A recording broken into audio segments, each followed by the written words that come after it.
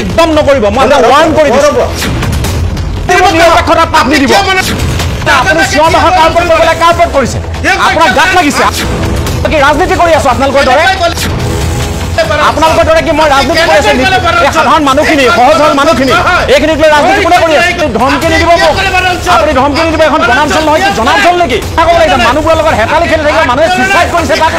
কথা ক'ব লাগিছে প্ৰশ্ন আপোনাক এতিয়া আপুনি থাকক অন স্ক্ৰীন মই আপোনাক অন স্ক্ৰীনত ৰাখি মই আপোনাক তথ্য দি আছো এতিয়া প্ৰথম কথাটো হ'ল যে এই মুহূৰ্তত আমি সুধিব খুজিছোঁ যিগৰাকী স্থানীয় বিধায়ক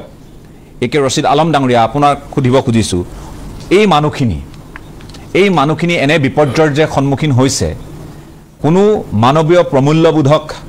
সদায় আগস্থান দি অহা মানুহে এই মানুহখিনিৰ যি দুখ কষ্ট এইখিনি সহ্য কৰিব নোৱাৰে এইটো সঁচা মই তাৰ লগতে এটা আহ্বান জনাম কোনোবাই বেয়া পালেও ভাল পালেও এটা আহ্বান জনাম আজি সামাজিক মাধ্যমত এগৰাকী ব্যক্তিৰ চৰম পন্থা লোৱাৰ এটা অতিকে দুখ লগা ভিডিঅ' ভাইৰেল হৈ আছে আৰু জনা বুজা মানুহে এইখিনি ভাইৰেল কৰি আছে আমি সাধাৰণতে বাতৰি এটা দিওঁতে আমি তেনে ধৰণৰ যদি কিবা ছবি থাকে আমি ব্লাৰ কৰি দিওঁ আমি ঢাকি দিওঁ যাতে এই কথাবোৰে মানুহৰ মন মগজুত বিৰূপ প্ৰভাৱ যাতে বিস্তাৰ নকৰে আত্মহনন এক অপৰাধ যি কাৰণতেই নহওক যি পৰিস্থিতিৰ পৰিপ্ৰেক্ষিততেই নহওক এগৰাকী ব্যক্তিয়ে আত্মহনন বা তেওঁ চৰমপন্থা হাতত লৈছে এইটো নিশ্চয়কৈ সহ্য কৰিব নোৱাৰা এটা দৃশ্য গতিকে এইবোৰ ভাইৰেল কৰি সেই পৰিয়ালটোকো অধিক কষ্ট দিয়া হৈছে আৰু গোটেই সমাজখনক এটা নেতিবাচক বাৰ্তাও কৰবাত দিব খোজা হৈছে সেইটো অনুভৱ কৰিছোঁ এগৰাকী ব্যক্তি হিচাপে এগৰাকী সাংবাদিক হিচাপে নহয় গতিকে এই কথাবোৰ ভাইৰেল হ'ব নালাগে আমি কেতিয়াও আত্মহনন চৰমপন্থা ইত্যাদি বিষয়ক উৎসাহিত কৰাটো উচিত নহয় গতিকে তেওঁ পৰিস্থিতিৰ দাগ হৈ পৰিছে সেই সময়ত উপায় নাছিল সেইটো দুখজনক খবৰ আৰু অতিকে বেদনাদায়ক কিন্তু এইবোৰ ভাইৰেল হ'ব নালাগে জনা বুজা মানুহে এইবোৰ কৰি আছে মই সেইটো যাতে নকৰে তাৰ বাবে এটা আহ্বান জনাইছোঁ এগৰাকী নাগৰিক হিচাপে এতিয়া আহিব খুজিছোঁ মই আলম ডাঙৰীয়া আপোনাৰ কাষলৈ এই যিটো পৰিস্থিতি এই পৰিস্থিতিৰ মাজলৈ মানুহখিনি কোনে ঠেলি দিয়ে আপোনালোকে আজি দীৰ্ঘ সময় তাত জনপ্ৰতিনিধি হিচাপে আপোনালোক আছে এতিয়া সেই মানুহখিনিয়ে তাত বনভূমি দখল কৰিছে চৰকাৰী ভূমি দখল কৰিছে তাত কোনো বাধা দিওঁতা নাছিল যে এদিন আপোনালোক ইয়াৰ পৰা উঠি যাব লাগিব আপোনালোকে লাগিলে আবেদন নিবেদন কৰক আমি আপোনালোকৰ কাৰণে সকাহ লৈ আহোঁ আমি আপোনালোকক ক'ৰবাত সংস্থাপিত কৰাৰ চেষ্টা কৰোঁ এই কথাবোৰ কংগ্ৰেছৰ সেই সময়ৰ কাৰ্যকালত নহ'ল দীৰ্ঘ সময় কংগ্ৰেছ কাৰ্যকালত আছিল আৰু ভাৰতীয় জনতা পাৰ্টি চৰকাৰ অহাৰ পাছতো এই মানুহখিনি যে বিপদৰ সন্মুখীন হ'ব পাৰে সেই কথা উপলব্ধি কৰিব নোৱাৰাটো কংগ্ৰেছৰ এগৰাকী বিধায়ক হিচাপে আপোনালোকৰো দুৰ্বলতা নহয় মই আপোনাৰ কাষলৈ প্ৰাৰম্ভিক মন্তব্যৰ বাবে আহিছোঁ এতিয়া মই আপোনাক কওঁ বাল্যাং বৰা ডাঙৰীয়া আপোনাকো এতিয়া এনেকুৱা লাগিছে আপুনি এটা চৰকাৰৰ পাৰ্ট হৈ মোৰ লগত কথা এইবোৰ ভুল নকৰিব আপুনি এইবোৰ ভুল নকৰিব একদম নকৰিব মই ওয়াৰ্ন কৰি দিছোঁ নাই এইবোৰ কথা নক'ব আপোনালোকৰ মুখত আজিকালি নাই আপুনি কিয় ক'লে আপনি এই টক শট নবহো আপোনালোকে চৰকাৰৰ পক্ষ হৈ আপোনালোকে মানুহখিনি গতদিনে কিয় হেতালি খেলি আছে মানুহখিনি প্লিজ নিৰপেক্ষ নহয় কি আৰে আপুনি নিৰপেক্ষ আপুনি মোক নিৰ্ধাৰণ কৰিব নোৱাৰে মই আপোনাৰ পক্ষ ল'বলৈ আপোনাৰ পক্ষ ল'লে নিৰপেক্ষ বেলেগৰ পক্ষ ল'লে পক্ষপাত এইটো কথা নহয় আৰু পক্ষ লোৱা নাই মই এজন নিৰপেক্ষ শুনক আপনি নিৰপেক্ষ হওক আমাক দুখক চৰকাৰক দুখক আপোনাক তো দুখিছো ন সাংবাদিকতা কৰক আপনি নিৰপেক্ষ হওক আৰু কি আপোনাক মই কি কৰি আছো মই কি ৰাজনীতি কৰি আছো আপোনালোকৰ দৰে কি মই ৰাজনীতি কৰি আছো এই সাধাৰণ মানুহখিনি সহজ সৰল মানুহখিনি এইখিনিক লৈ ৰাজনীতি কোনে কৰি আছে কোনে কৰি আছে আপনি প্ৰথমতে কিয় ক'লে বনাঞ্চল বুলি নকওঁ কি বুলি কওঁ মই জনাঞ্চল বুলি কওঁ আপনি কিয় বনাঞ্চল ক'লে আপনি আৰে কাক দম দি আছে আপুনি এক মিনিট মই আপোনাৰ পাৰ্টিৰ আপোনাৰ ৱৰ্কাৰ নহয় Mind your language.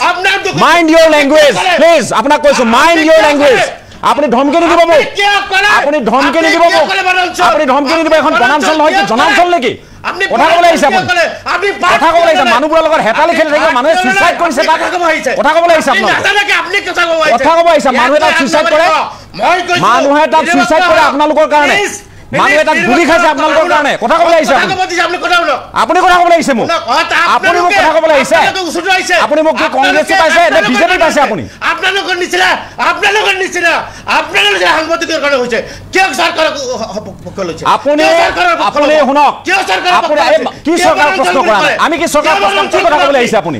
কি কথা ক'বলৈ আহিছে আপুনি আপনি কি কথা ক'বলৈ আহিছে আপুনি কি তথ্য আছে কি তথ্য নাই তথ্য দিম তথ্য শুনিব শুনক শুনক ৱেট আপনি কিয় ক'লে ৱেট এণ্ড ৱাচ আপুনি ৰক আৰু শুনক আপুনি ৰক আৰু শুনক আপুনি মোক প্ৰথমবাৰৰ কাৰণে মই কোনোবা এটা টক শ্ব'ত আজি এনেধৰণে উত্তেজিত হ'বলগীয়া হৈছে আপোনালোকৰ দৰে মানুহৰ আচৰণৰ কাৰণে ৱেট এণ্ড ৱাচ আপোনাক মই কৈ আছোঁ শুনক কিয় বনাঞ্চল নহয় এখন কি জনাঞ্চল নেকি অন ৰেকৰ্ড জনাঞ্চল আছিল নেকি এখন মানুহখিনিক আপোনালোকে সংস্থাপন কৰিব পৰা নাই জনাঞ্চল দিয়ক পট্টা দেখুৱাওক পট্টা দেখুৱাওক কিয় 15 বছৰ পট্টা নিদিলে মানুহখিনিক মইতো কোৱা নাই মানুহখিনিক পট্টা দিব নালাগে বুলি মইতো কোৱা নাই ভূমি পট্টা দিব নালাগে বুলি আপুনি তথ্য দেখায় বনাঞ্চল বুলি এই যে শুনক শুনক শুনক আপুনি কিয় উত্তেজিত হ'ল কিয় এটা শব্দত উত্তেজিত হ'ল কিয় চ্যালেঞ্জ কৰক আপুনি চ্যালেঞ্জ কৰি থাকিব যাওক হাইকোৰ্টত যাওক কোৰ্টত যাওক আপনি কিয় আরে রব এক মিনিট আপনি কিয় উত্তেজিত হৈছে আপুনি উত্তেজিত হল কিয় মই যে মানুহখিনি কিয় সংস্থাপন নকৰিলে নিৰপেক্ষ হওক আৰে শুনক আপুনি পক্ষপাতৰ কথা নকব না আপুনি পক্ষপাতক লৈ কথা নকব মোৰ স্থিতিক লৈ কথা নকব আপুনি মোৰ স্থিতিক লৈ কথা নকব এক নম্বৰ কথা হল আপোনালোকৰ কংগ্ৰেছৰ মানুহৰ নহয় শুনক আপুনি মোক ভালকে ক'ব পাৰে না এখন বনাঞ্চল নহয় বুলি আপোনালোকে কিছে আপুনি শুনক ঠিক কাৰণে মই টক শব্দ নবহো আপোনালোকে পাঠ লোৱাৰ কাৰণে টক শব্দ নবহো শুনক আপোনালোকে পাঠ লোৱাৰ কাৰণে টক শব্দ নবহো আপুনি মোক পাঠ নিদিব একমাত্ৰ পাঠ লোৱাৰ কাৰণে আপুনি মোক পাঠ নিদিব আপুনি মোক পাঠ নিদিব কাজে কৰাৰ কোনো উদ্দেশ্য নহয় শুনক আপোনাক সময় দিয়া হৈছে আপোনালোকে নিৰপেক্ষ নহয় কাৰণে আপুনি টক শব্দ নবহো শুনক আপোনালোকে আপুনি নিৰপেক্ষ নহয় টকচোন কি কৈছে কিয় নিৰপেক্ষ নহয় কিয় নিৰপেক্ষ নোহোৱা দেখিলে আপুনি আপোনালোকৰ ভাষা কেনে ৰাইজৰ পক্ষত আপোনাৰ পক্ষত নহল বুলি মই নিৰপেক্ষ নহলো কি কথা ক'বলৈ আহিছে কিয় ফৰেষ্ট কলে শুনক কিয় ফৰেষ্ট কলে আপুনি কক নহয় বুলি দাবী কৰক মোক মইতো আপোনাৰ কথা শুনিবলৈ বহি আছো যত হাইকোৰ্ট চলি আছে মই ইয়াত বহি আছো আপোনাক মই মাতিছো আপুনি মোক কক যে বাইলুং দাঁড়ি আপুনি ভুল কৈছে বা বাইলুং আপুনি ভুল কৈছে শুনক বিতৰ্কিত এৰিয়া চৰকাৰে কয় বনাঞ্চল এক মিনিট নহয় বিতৰ্কিত এৰিয়া বুলি কওক মই বিতৰ্কিত বুলি মই কিয় ক'ম কিয় বিতৰ্কিত বুলি ক'ব লাগে আৰু আপোনালোকে মানুহ বহুৱাব নোৱাৰিব আপোনালোকে মানুহ বহুৱাব নোৱাৰিব আপোনালোকে সংস্থাপিত কৰিব নোৱাৰিব আপুনি কোন হয় জাজমেন্ট দিয়া কোনে জাজমেন্ট দিছে আপুনি কোন হয় জাজমেন্ট দিবলৈ জাজ গেট আউট আছে আছে আপুনি দিয়ক আপুনি অসভ্যালি কৰিবলৈ আহিছে ইয়াত অসভ্যালি কৰিবলৈ আহিছে আপুনি কি ননসেন্স ক'বলৈ আহিছে কাৰ ননসেন্স ক'বলৈ আহিছে বিধায়ক আপুনি কাৰ ননসেন্স ক'বলৈ আহিছে কাৰ ননসেন্স ক'বলৈ আহিছে অতৰাই দিয়ক অসভ্যালি কৰিছে অতৰাই দিয়ক আপুনি নকৰিব আপুনি ধেমালি কৰিবলৈ আহিছে চৰকাৰৰ দালালি কৰিবলৈ আহিছে দিয়া স্ক্ৰীণত দিয়া দিয়া চাওঁ তেওঁ কি কয় আৰু শুনো দিয়া কাৰ দালালি কৰিছে কোনে দালালি কৰিছে আপোনালোকে দালালি কৰিব কথা ক'বলৈ আহিছে অসভ্য মানুহ কথা ক'বলৈ আহিছে প্ৰথমবাৰৰ কাৰণে মই দৰ্শকৰ ওচৰত ক্ষমা বিচাৰিছো এই ধৰণে উত্তেজিত কৰা এগৰাকী বিধায়কৰ বাবে মই ক্ষমা বিচাৰিছো এই ধৰণে উত্তেজিত কৰিছে তেওঁলোকে মানুহ সংস্থাপিত কৰিব নোৱাৰে তেওঁলোকে মানুহ তাত বহুৱাব নোৱাৰে এই মানুহখিনিৰ কথা মই সুধিছো যে কিয় বহুৱাব নোৱাৰিলে কিয় তেওঁলোকে নিজৰ মাটিয়ে দখৰ নাপায় আজিলৈ ভাৰতীয় নাগৰিক এই মানুহখিনি আপোনালোকে কিয় বহুৱাব নোৱাৰিলে কতো কিয় সংস্থাপিত কৰিব নোৱাৰিলে 15 বছৰৰ কাৰ্যকালত তাৰ আগৰ সময়খিনিত প্ৰশ্ন আছিল সেইটো তেওঁৰ জগৰ লাগিল যে তেওঁলোকক সুধিলো কিয় বহুৱাব নোৱাৰিলে এতিয়া ৰাজনীতি কৰিবলৈ আহিছে এইবোৰ মানুহক লৈ মানুহ গুলি খাই মৰিছে মানুহে সুইচাইড কৰিছে ভাইৰেল কৰা হৈছে সেইবোৰ দৃশ্য প্ৰশ্ন আপোনাক এতিয়া আপুনি থাকক অন স্ক্ৰীন মই আপোনাক অন স্ক্ৰীনত ৰাখি মই আপোনাক তথ্য দি আছো সৰু পথাৰ কথা কওঁ শুনক এই যে আপোনালোকে 2005 চনত এই যিটো অঞ্চল আজি উৰিয়াম ঘাটৰ কথা ওলাইছে এ বি চি আৰু ডি সেক্টৰ মই আপোনালোকৰ কথা কওঁ শুনক তাত গৈ ঢিং ৰূপহীহাটৰ একাংশ পূৰ্ববংগীয় মূলৰ লোক তেওঁলোকে তাত বাহৰ পাতিলে তেওঁলোকক সেই সময়ত জমিয়তৰ একাংশ লোক যোৱাৰ কাৰণে এই জমিয়তৰ যেতিয়া প্ৰশ্ন কৰা হ'ল চৰকাৰৰ আপোনালোকৰ চৰকাৰৰ ৰুখত পৰিলে তাৰ এগৰাকী মহেশ চন্দ্ৰ শৰ্মা নামৰ এগৰাকী আৰক্ষী বিষয়া কথা ক'বলৈ আহিছে এইবোৰ আপোনালোকে মানুহখিনিক সংস্থাপিত কৰক এই মানুহখিনিক আপোনালোকৰ চৰকাৰৰ দিনতে হওক এতিয়াৰ চৰকাৰৰ দিনতে হওক সংস্থাপন কৰাৰ কাৰণে আপোনালোকে ব্যৱস্থা লওক কিয় সংস্থাপন নকৰিলে আপোনালোকে কিয় এতিয়া ঘৰিয়ালৰ চকু পানী টুকে কিয় হাছিলা বিলৰ সেই মানুহখিনি আজিলৈ সংস্থাপন নাপাল তেওঁলোকে বান খহনীয়া পীড়িত হৈ তেওঁলোকে ভিন্ন ঠাইলৈ গৈছে সেই মানুহখিনিক আপোনালোকৰ চৰকাৰৰ দিনত যে একথা হ'লেও মাতি দিওঁ কিয় নকৰিলে এইখিনি কাম ভোট বেংক যে আমি থাকিলেহে তহঁতি ইয়াত সংস্থাপিত হৈ থাকিব পাৰিবি আমি আঁতৰি যোৱাৰ লগে লগে তহঁতৰ কাৰণে কিন্তু বিপদ আহিব উলমাই ৰাখিব মানুহখিনিক পট্টাও নিদিব সংস্থাপিতও নকৰিব আৰু ৰাখিবগৈ জংঘলৰ ফালে বাট দেখুৱাব পথ দেখুৱাব আৰু তাৰ পাছত সাংবাদিকক ক'ব নিৰপেক্ষ হয়নে নহয় আপোনালোকৰ সভাপতিয়ে সাংবাদিকক খেদি পঠিয়াব আপোনালোকক কি এইটো ইনষ্ট্ৰাকশ্যন দিয়া হৈছে নেকি প্ৰদেশ কংগ্ৰেছৰ APCCৰ ফালৰ পৰা যে মানুহক আপোনালোকে এনেধৰণে অপদস্থ কৰিব অন স্ক্ৰীন সুযোগ ল'ব সাংবাদিকক বেয়াকৈ ক'ব এইটো কংগ্ৰেছ নহয় এইটো ৰাজীৱ ভৱন নহয় এইটো বিজেপিৰ মুখ্য কাৰ্যালয় নহয় এইটো ND24ৰ ষ্টুডিঅ' মই আপোনাক ৱাৰ্ণ কৰি দিছোঁ আজি শুনি লওক আৰু ভৱিষ্যতে এনেধৰণে কিন্তু কাৰোবাক কথা কোৱাৰ আগত ননচেন্স বুলি কৈছেতো আপুনি আপোনালোকৰ শালীনতা আপোনালোকৰ কি কোৱালিটি আছে আজি অসমৰ ৰাইজে দেখিছে মই আপোনাক সাৱধান বাণী শুনালোঁ আৰু আপুনি চাই থাকক যে অনাগত দিনত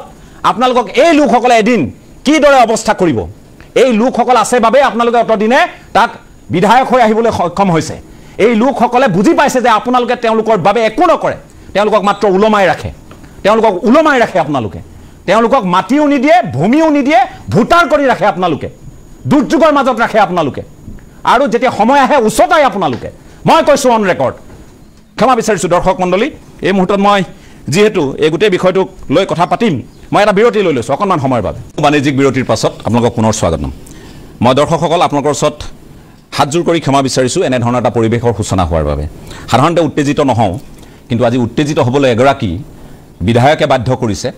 আৰু তেওঁ এই ধৰণেও ক'ব পাৰিলেহেঁতেন যে আপুনি বনাঞ্চল বুলি ক'ব নালাগে বনাঞ্চল শব্দটো ভুল ইয়াত আমি বনাঞ্চল বুলি নকওঁ চৰকাৰে শেহতীয়াকৈ ঘোষণা কৰিছে বিতৰ্কিত মই কিয় ক'ম এইটো বিতৰ্কিত অঞ্চল বুলি এই ভূমিখিনি চৰকাৰী ভূমি এই ভূমিখিনিক বনাঞ্চল হিচাপে ঘোষণা কৰা হৈছে মই কোন ক'বলৈ যে এইখন বনাঞ্চল নহয় বুলি গতিকে যিটো এই মুহূৰ্তত চৰকাৰীভাৱে যিটো তথ্য সেই কথাখিনি মই মাত্ৰ কৈছোঁ এওঁলোকৰ ক'ত গাত লাগিছে সেয়া আপোনালোকেও নিশ্চয় উপলব্ধি কৰিছে সৰ্বিত সৰ্বন নকৰোঁ ত্ৰিদীপো আহি উপস্থিত হৈছে ত্ৰিদীপ স্বাগতম আমাৰ মূল কথাটো হৈছে যে এই যি ঠাইত ঘটনাবোৰ সংঘটিত হৈছে এই মানুহখিনি ক'ৰবাত তেওঁলোক ভূমিহীন হৈছে কালি আমচুৰ যিগৰাকী সভাপতি ৰেজাউল কৰিম চৰকাৰ তেখেতৰ সৈতে আমাৰ কিছু তৰ্ক হৈছে কিন্তু কাৰণটো বৰ শালীনতাৰে ভৰা সেই কথাখিনি আছিল কাৰণটো আছিল এনেধৰণৰ তেখেতে কৈছিল যে 70% মানুহ যিসকল ইয়াৰ পৰা উভতি গ'ল পাইকানৰ পৰা তেওঁলোকৰ যিসকলে নিজৰ নিজৰ মাটি ভেটি আছিল তেওঁলোক তালৈ উভতি গ'ল তাৰমানে 70% লোকৰ নিজৰ মাটি ভেটি আছিল মই সেই কথাটো ক'লোঁ আৰু বাকী এই 30% নাই ক'ত গৈ হিচৰটি হৈ আছে কেনেকৈ আছে কোনেও এতিয়ালৈ বুজ ল'ব পৰা নাই আমচুৰ সভাপতিগৰাকীয়ে পাছত মোক ক'লে যে দাদা যে এগৰাকী মানুহ তেওঁ আত্মহনন পৰ্যন্ত কৰিছে মই তেতিয়া কৈছোঁ যে ইমান বছৰ চৰকাৰ থাকিলে এটা ব্যৱস্থা আছিল এই মানুহখিনিৰ ক্ষেত্ৰত জৰীপ কিয় নহ'ল চৰ চাপৰিসমূহৰ জৰীপ কিয় নহ'ল ক'ৰ মানুহ কিমান মাটি হেৰুৱাইছে সেই কথাবোৰৰ জৰীপ কিয় নহয় আজি মাজুলীকে ধৰি গোটেই চৰ চাপৰি যদি সামগ্ৰিকভাৱে ধৰে 100-200মান হাইস্কুল আছে গৰিষ্ঠ সংখ্যক মাজুলীত আছে গতিকে বাকী ইমান চৰ চাপৰি যে আছে তাত হাইস্কুল পৰ্যন্ত নাই তাত বংশবৃদ্ধি কিদৰে হয় মানুহৰ মাজত সেই কথাখিনি সহজে অনুমেয় গতিকে এই পৰিক্ৰমাটো ক'ৰবাত ৰোধ পাব লাগিব এই মানুহখিনিক মাটি লাগিব এইটোও সঁচা কিন্তু এই মানুহখিনিৰ মাজতে একাংশ লেণ্ড হাংগ্ৰি পিপুল আছে মাটিৰ ভোকাটোৰ মানুহো আছে এই কথাখিনি অপ্ৰিয় সত্য এই কথাখিনি আমি কৈ আহিছোঁ এই আলমৰ দৰে একাংশ বিধায়কে এওঁলোকৰ কাৰণে একো কৰিব নোৱাৰে চৰকাৰক চেলেঞ্জ কৰে চৰকাৰে পাছত কঠোৰ ব্যৱস্থা লয় এওঁলোকে মুখ উলিয়াব নোৱাৰা হয় আৰু তাৰ পাছত এওঁলোকে আহি সাংবাদিকৰ ওপৰত সংবাদ মাধ্যমৰ ওপৰত বৰমতা দেখুৱাবলৈ তেওঁলোকে চেষ্টা কৰে আজি তেওঁ তদ্ৰুপ চেষ্টা কৰিলে প্ৰশ্নটো কি আছিল আপোনালোকে শুনিছে যে আপোনালোকৰ দিনত এই মানুহখিনি সংস্থাপিত নহ'ল আৰু আজি এনেধৰণে এৰি দিয়া হয় কিয় এই ব্যৱস্থা এই প্ৰশ্নটোহে আছিল অন ৰেকৰ্ড আছিল গতিকে অভদ্ৰামী কোনে কৰিলে আপোনালোকে দেখিলে মই প্ৰদেশ কংগ্ৰেছৰ সভাপতি গৌৰৱ গগৈকে প্ৰমুখ কৰি সকলোকে কওঁ যে মই অন ৰেকৰ্ড আজি আপোনালোকক কৈছোঁ যেতিয়ালৈ এগৰাকী জনপ্ৰতিনিধিয়ে ৰাজ্যৰ এই মুহূৰ্তত মই যিটো সংবাদ মাধ্যমক প্ৰতিনিধিত্ব কৰি আছোঁ ND24 এই ND24ত ৰাজদীপ বাইলুং বৰুৱা বুলি নহয় এই চেনেলটোৰ মুখ্য সম্পাদকগৰাকীক সাংবাদিকসকলক তেওঁ যি ধৰণে অপমান কৰিলে আজিৰ পৰা যেতিয়ালৈ কংগ্ৰেছে বিষয়টোক লৈ আনুষ্ঠানিকভাৱে ক্ষমা নুকুজিব কংগ্ৰেছ বৰ্জন কৰা হৈছে ND24 ফালৰ পৰা আপোনালোকক কওঁ কংগ্ৰেছক আমি বৰ্জন কৰিছোঁ অন ৰেকৰ্ড মই আপোনালোকক কৈছোঁ মই আহিব খুজিছোঁ গোটেই বিষয়টো কৰিমুদ্দিন বৰভূঞা আপোনাৰ কাষলৈ এই মানুহখিনিক উচতাই জোল খোৱা হৈছে আপোনাৰ প্ৰাৰম্ভিক পৰ্যবেক্ষণ প্ৰথমতে এটা অপ্ৰীতিকৰ ঘটনা হৈ গ'ল এইটো সদায় টকশ্ব'ত হ'ব নালাগে আমাৰ বাদ বিবাদ হ'ব অপিনিয়ন থাকিব ডিফাৰ কৰিব এইখিনিতো হ'বই মই আশা কৰা নাছিলোঁ এইখিনি হ'বলৈ আমি তেওঁ আমাৰ সতীৰ্থ বিধায়ক হয়তো তেওঁ এই সমষ্টিৰ মানুহ এজন ছুইচাইড কৰিছে এজন মানুহ পুলিচৰ গুলিত মৃত্যু হৈছে সেইকাৰণে হয়তো প্ৰয়োজনতকৈ বহুত বেছি আৱেগিক হৈছে আৰু হ'লেও আপোনাৰ ওপৰত হোৱা উচিত নহ'ল গভৰ্ণমেণ্টৰ ওপৰত হ'ব লাগে অন্যায় যদি গভৰ্ণমেণ্টে কৰিছে গভৰ্ণমেণ্টৰ লগত গভৰ্ণমেণ্টৰ প্ৰতিনিধিৰ লগত কৰিব লাগিছিল তেওঁ হয়তো বহুত বেছি আৱেগিক হৈছে এই সমষ্টিৰ বিধায়ক হিচাপে এইটো ঠিক হোৱা নাই আৰু কথা হ'ল বিফল হৈছে আবেগিক হোৱাটো বাদ দিয়ক বিফল হৈছে বনাঞ্চল আপোনাৰ এই কথাটো মোৰে কথা আছিলে যে 15 ইয়াৰ্ছ টাইম পোৱাৰ পিছত এই মানুহখিনিক 1.5 কটা 2 কটা 1 কটা মাটি দিয়াত কোনেওতো বাধা দিয়া নাছিল কোনে বাধা দিছে মই সেই কথাটো কৈছোঁ যেতিয়া চৰকাৰ আছিলে এই তেতিয়া এইখিনি হৈ গ'লেতো আজি এই চিটুৱেশ্যনো নহ'লেহেঁতেন কোনোবা আত্মহত্যা কৰিব নালাগিছিল কোনোবা গুলিও খাব নালাগিছিল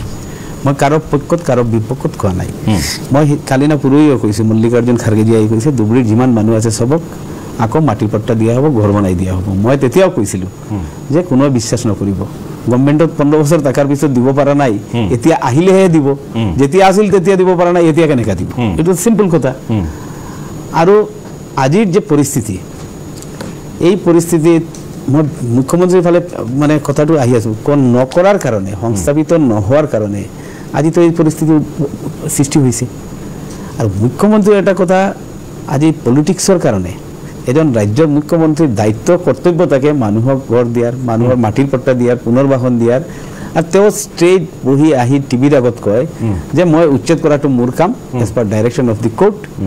আৰু তেওঁলোক ক'ত গৈছে মই নাজানো কিন্তু কোৰ্টৰ দুটা কথা আছে এটা হ'ল বনাঞ্চল যদি বনাঞ্চলত বহিছে উচ্ছেদ কৰিব লাগে বাট তেওঁলোকৰ পুনৰ্বাসন দিব লাগে আগতে কোৰ্টৰ ডাইৰেকশ্যন কোৰ্টৰ এটা লাইন তেওঁ মানে এটা লাইন নামানে মই আজি এটা কথা যি কথাটো কোনো এংগুলৰ পৰা হোৱা নাই আজি গভৰ্ণমেণ্ট আছে তেওঁৰ ডাইৰেকশ্যন দিছে প্ৰশাসনক বা হেৰিক বা বাধ্য কৰাইছে গুলিয়াই দিয়ক হেৰি কৰি দিয়ক সবৰ ওপৰত কোৰ্ট আছে আজি এইবিলাক ইণ্ডিভিজুৱেল যিবিলাক চাফাৰাৰ তেওঁলোকেতো কোৰ্টত যাব সচেতন নাগৰিকো কোৰ্টত যাব কেছটো হ'ব আজি বিষয়াবোৰ অফিচিয়েলছবোৰ আজি যিবিলাক আজি আমাৰ MLAৰ এটা কথা তেওঁ চেলেঞ্জ কৰিব বিচাৰি আছে সেইটোতো ভালকৈ ক'ব পাৰিলেহেঁতেন যে এইটো বনাঞ্চল নহয় এইটো কৈছোঁ বনাঞ্চল নহয় বনাঞ্চলৰ বাহিৰত বনাঞ্চলৰ বাহিৰত যিখিনি উচ্ছেদ হৈছে বনাঞ্চলৰ বাহিৰত যিখিনি মানুহৰ ঘৰ বাৰী ভাঙি দিয়া হৈছে পুলিচে গুলিয়াইছে মানুহ আত্মহত্যা কৰিছে এইখিনি কিন্তু কোৰ্টত যাব মানুহ কোৰ্টত বিচাৰ হ'ব তেতিয়া মুখ্যমন্ত্ৰীৰ একো নহ'ব এক্সিকিউট কৰা অফিচাৰ হওক যোনে হওক য'ত তাকে তেতিয়া তেওঁলোকে পানিছমেণ্ট পাব এইখন দেশত মুখ্যমন্ত্ৰীয়ে জেলত থাকে আমি দেখিছোঁ IAS অফিচাৰো দেখিছোঁ IPS অফিচাৰো দেখিছোঁ সেইখিনি অসমৰ ক্ষেত্ৰত হিউজ নাম্বাৰছ অফ ব্যুৰ'ক্ৰেটছ জেলত যাব এইটোলৈ কোনো সন্দেহ নাই কাৰণ তাতে বহুত ইলিগেল হৈ আছে কোৰ্টৰ ডাইৰেকশ্যন নামানাকৈ হৈ আছে এইটো 100% পলিটিকেল উচ্ছেদ আৰু একেবাৰে RSS বিজেপিৰ এজেণ্ডাত কোনো এজন মই কৈ আছোঁ তাৰপিছত আপুনি যি ক'ব একেবাৰে ক্লিয়াৰলি মুখ্যমন্ত্ৰীৰ কথা একেবাৰে স্পষ্ট যে মুছলমান মানুহখিনি দায়িত্ব মোৰ নাই মই উচ্ছেদ কৰিম য'তে ত'তে উচ্ছেদ কৰিম তেওঁলোকে ক'ত যাব মই নাজানো সন্দেহজনক নাগৰিক আৰু এটা কথা আছিল আৰে ভাই বাংলাদেশী মূলৰ মানুহ বাংলাদেশী থাকিলে খেতি পটাই কিয় নপটাই কিয় ইয়াত কিয় আকৌ ইয়াৰ পৰা তাত লৈ যায় তাৰ পৰা তাত লৈ যায় মাটিও নিদিব মানুহৰ সংস্থাপনত নিদিব পুলিচ দি গুলিয়াব অনলি এটা ভোটৰ কাৰণে এইখিনি কিন্তু সচেতন হিন্দু মানুহ যিবিলাক নিৰপেক্ষ অসমৰ DNAত ইমান সাম্প্ৰদায়িকতা কত নাই নাছিলে নাইও আৰু নাইও মানুহ এটা পৰিৱৰ্তনৰ দুৰ্নীতিৰ বিৰুদ্ধে পৰিৱৰ্তনৰ কাৰণে গভৰ্ণমেণ্ট আনিছিল মানুহ মাৰাৰ কাৰণে হিন্দু মুছলমান কাজিয়া ধমকি হুমকি বন্দুক এইবিলাকৰ কাৰণে নাই আজি আৰু দুৰ্নীতিটো একেবাৰে ডাবল ট্ৰিপল হৈ গৈ আছে তো সেইকাৰণে 26ত গোটেই কথা প্ৰত্যুত্তৰ দিব ৰাইজে আৰু কোনো পৰ্যায়ে এই বস্তুখিনি মানা নাযাব অন্যায়ভাৱে কংগ্ৰেছ গভৰ্ণমেণ্ট জগৰীয়া এইটোতো হয় কংগ্ৰেছে দিয়া নাই কাৰণে আপুনি মানুহ গুলি মাৰি পেলাই দিব সেইটোতো নহ'ব আপনি আজি মুখ্যমন্ত্ৰী কংগ্ৰেসে মাটি দিয়া নাই তেওঁলোকে ভোট পাইছে মাটি দিয়া নাই সেইকাৰণে মই গুলিয়াই মাৰি দিম এইটো কোন যুক্তি ফল তেওঁতো ৰাজধৰ্ম পালন কৰা নাই তেওঁ সংবিধান শপতকাই মানা নাই কথাবোৰ তেনেধৰণে হ'ব লাগে যে আপুনি আপোনাৰ যুক্তি ৰাখিলে আপুনি আপোনাৰ পক্ষ ৰাখিলে বা বিজেপিৰ পক্ষ ৰাখিব কংগ্ৰেছৰ পক্ষ ৰাখিব এই যি ধৰণৰ আচৰণ এই আচৰণটোৰ পৰা মই আপোনালোকক কওঁ মই যিখিনি তথ্য লৈ আছোঁ মই এইখিনি যদি এতিয়া দীঘলীয়াকৈ গাওঁ যদি মই ক'বলগীয়া হয় কংগ্ৰেছৰ এই বিধায়কগৰাকীয়ে মুখ উলিয়াব নোৱাৰিব তেওঁ পাৰ্টিয়ে মুখ উলিয়াব নোৱাৰিব ভাৰতীয় জনতা পাৰ্টিয়ে ভুল কৰিছে শুদ্ধ কৰিছে সেইখিনিও আমি ক'বলৈ যোৱা নাই তেওঁলোকে উচ্ছেদ চলাই আছে য'ত অমানৱীয় কিছু কাম হৈছে তাত সমালোচনা হৈছে আজি গুণগুণ চেতিয়াৰ ঘটনাটো হওঁতে গোটেই সংবাদ মাধ্যমত ভাৰতীয় জনতা পাৰ্টিৰ চৰকাৰক মিত্ৰজোঁটৰ চৰকাৰখনক কি কোনো সংবাদ মাধ্যমে সমালোচনা কৰা নাই এই কথাবোৰ তেওঁলোকে নেদেখে সেইকাৰণে যি টি কথা কয় গতিকে তেওঁলোকে কাৰ হৈ কাম কৰি আছে তেওঁলোক কাৰোবাৰ এজেণ্ট নেকি সেই প্ৰশ্নটোহে আমাৰ মনত উদয় হয় কেতিয়াবা যে কি নহওক মই আহিব খুজিছোঁ এই মুহূৰ্তত প্ৰণৱজ্যোতি লহকৰ আপোনাৰ কাষলৈ গোটেই ঘটনাক্ৰম এই ঘটনাক্ৰমত আপোনালোকে কৈছে যে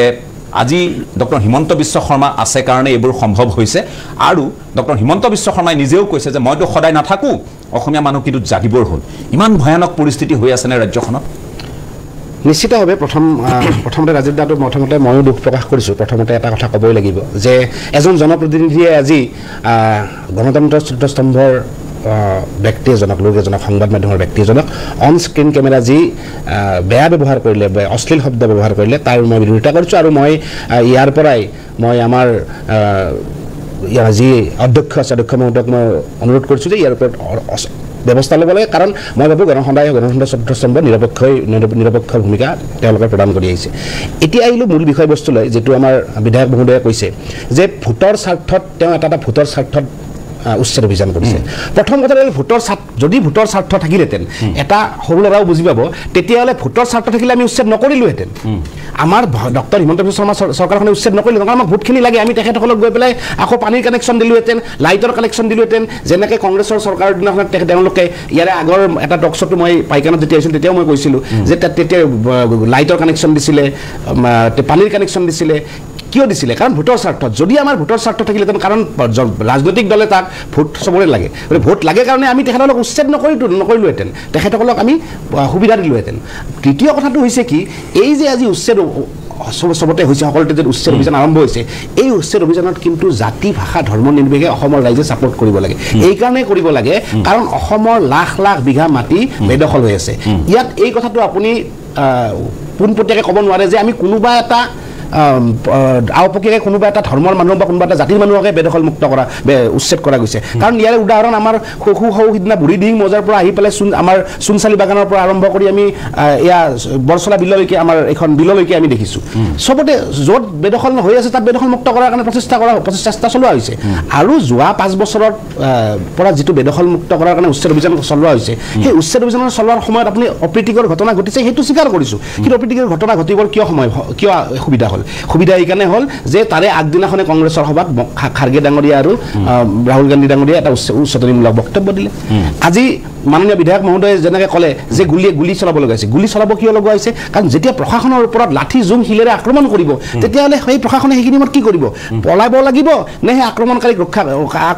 তেওঁলোকে প্ৰতিৰোধ কৰিব লাগিব গতিকে তেখেতসকলৰ মতেৰে গুলি আপুনি যদি চাই গুলি তেতিয়াই চলোৱা হৈছে ভিডিঅ' বাজি আছে ছ'চিয়েল মিডিয়াত বাজি আছে টিভিত বাজি আছে যেতিয়া পুলিচৰ ওপৰত আক্ৰমণ হৈছে তেতিয়াহে পুলিচে বাধ্য হৈ গুলি চলাব লগা হৈছে ইয়াৰ উপৰিও যি আত্মহননৰ ঘটনা ঘটিছে এই আত্মহননৰ ঘটনাটোত আচলতে আমি এইখিনি সময়ত আপুনি উল্লেখ কৰিছে মই বিধায়ক মহোদয়কো জনাব বিচাৰোঁ যে আমি তেখেতসকলক গৈ পেলাই আচলতে আত্মহননটো এটা আপুনি ক্ৰাইম হয় এইটো বস্তুত আমি মানে তেখেতসকলক সমবেদনা কৰাৰ কোনো যুক্তি থাকিব নোৱাৰে মোৰ ছোৱালীজনী বা মোৰ ল'ৰাটোৱে যেতিয়া মিঠাই খাব খুজিব যেতিয়া মিঠাই মই জানো যে মিঠাই বেছি খালে বেয়া মই নিদিম কান্দিব তাৰমানে কান্দাৰ কাৰণে মই মিঠাইটো দি দিম নেকি সেইটোতো হ'ব নোৱাৰে যদি তেওঁলোকে বেদখল কৰি আছে বেদখল ক'ত কৰিছে য'ত বনাঞ্চল আছে য'ত চৰকাৰী ভূমি আছে য'ত মাটি পট্টা নাই তাত তেখেতসকলে বেদখল কৰিছে আৰু সেই বেদখল মুক্ত কৰাটো আজি চৰকাৰে বেয়া কাম কৰিলে নেকি মানে অসমৰ সত্ৰৰ ভূমি বেলেগৰ হাতত যাব দিব লাগে নেকি অসমৰ মন্দিৰৰ ভূমি বেলেগৰ হাতত দিব লাগে নেকি অসমৰ মছজিদৰ মাটি বেলেগৰ হাতত যাব দিব লাগে হঠাৎ কোনোবা এটা সম্প্ৰদায়ৰ মানুহ বা কোনোবা এটা জেগাৰ পৰা মানুহ আহি পেলাই বহিব তাত কোনো এটা ধৰ্মীয় অনুষ্ঠান পাতিব আৰু তেখেতসকলে ক'ব যে 1950 চনৰ পৰা 60 চনৰ পৰা আমি বাস কৰি আছোঁ কিন্তু তেখেতসকলৰ হাতত কোনো মাটিৰ কাগজ নাই কোনো পট্টা নাই তাৰমানে যদি মাটিৰ কাগজ নোহোৱাকৈ কোনোবাই বহি যায় আজি যদি তেখেতসকলে কৈছে যে চৰকাৰী নিয়ম মতে তেখেতসকলক আমি ক্ষতিপূৰণ দিব লাগে মানে ক্ষতিপূৰণ দিয়া যদি আৰম্ভ কৰা যায় তেতিয়ালৈ দেখোন কালি পৰহি দেখোন আপুনি অত বছৰ আপুনি আহি পেলাই গুৱাহাটীত ভাড়াঘৰত আছে আপুনি ভাড়াৰ মাটি চুক এটাত দখল কৰি লৈ পেলাই আপুনি মাটি লৈ থাকিব কৃষ্ণনগৰ জাপৰিগোগ চানমাৰী অঞ্চলৰ বৃহত্তৰ অঞ্চল নৰকাসুৰ অঞ্চলত গুৱাহাটীত বেদখল হৈ থাকে তেতিয়া টিভিত টক শ্ব' নহয় কাৰণ তেতিয়া আন্দোলন কৰা মানুহ নোলায় প্ৰতি বছৰেই কিন্তু গুৱাহাটীৰ ৰাতিকাষৰীয়া ঠাইত বেদখল মুক্ত হয় আপোনালোকে জানে আমাৰ বিধায়ক তেতিয়া কিন্তু আজিকালি ডুমডুমা নগৰত হৈছে আজি নেঘেৰি বিলত হৈছে ক'ৰ পৰাতো তেনেধৰণৰ অপ্ৰীতিকৰ পৰিস্থিতিৰ উদ্ভৱ হোৱা নাই এই কথাখিনি আমি তুলনামূলক কথাখিনি ক'ব লাগিব মই দূৰলৈ নাযাওঁৱে মই কৈছোঁ মই জন্মগতভাৱে গতিকে ক'ৰবাত উচতনি আছে কাৰ উচতনি এতিয়া বিজেপিৰে উচতনি নে অগপৰে উচতনি নে AIUDFৰে উচতনি নে কংগ্ৰেছৰে উচতনি এই কথাখিনি এতিয়া বুজা নাযাব সময় সাপেক্ষে কথাখিনি গম পাম মই আকৌ আপোনাৰ কাষলৈ আহিম প্ৰাৰম্ভিক মন্তব্য আপোনাৰ গতিকে মই আইনুদ্দিন আমাৰ সৈতে আছে দিল্লীত বাহৰ পাতি আছে আমচুৰ গোটেই কেন্দ্ৰীয় সমিতি মই আইনুদ্দিন আপোনাৰ কাষলৈ আহিছোঁ কথাখিনি আপোনালোকে ভিন্নজনৰ দৃষ্টিগোচৰ কৰিছে নতুন দিল্লীত থাকি মানৱ অধিকাৰ আয়োগৰ কাষ চাপিছে আপোনালোকে বিচাৰিছে যে বেদখল কৰি থকা যিসকল লোক তেওঁলোকক উচ্ছেদ কৰাৰ পাছত চৰকাৰে যি নিয়মেৰে কৰিছে সেইখিনি আইন মাফিক হোৱা নাই, নিয়ম মাফিক হোৱা নাই, যাৰ কাৰণে আপোনালোকে তেওঁলোকৰ বাবে ন্যায় বিচাৰিছে। গতিকে এই গোটেই বিষয়টোৰ সন্দৰ্ভত আপোনাৰ প্ৰাৰম্ভিক মন্তব্যটো অকণমান জানি ল'ব খুজিছোঁ।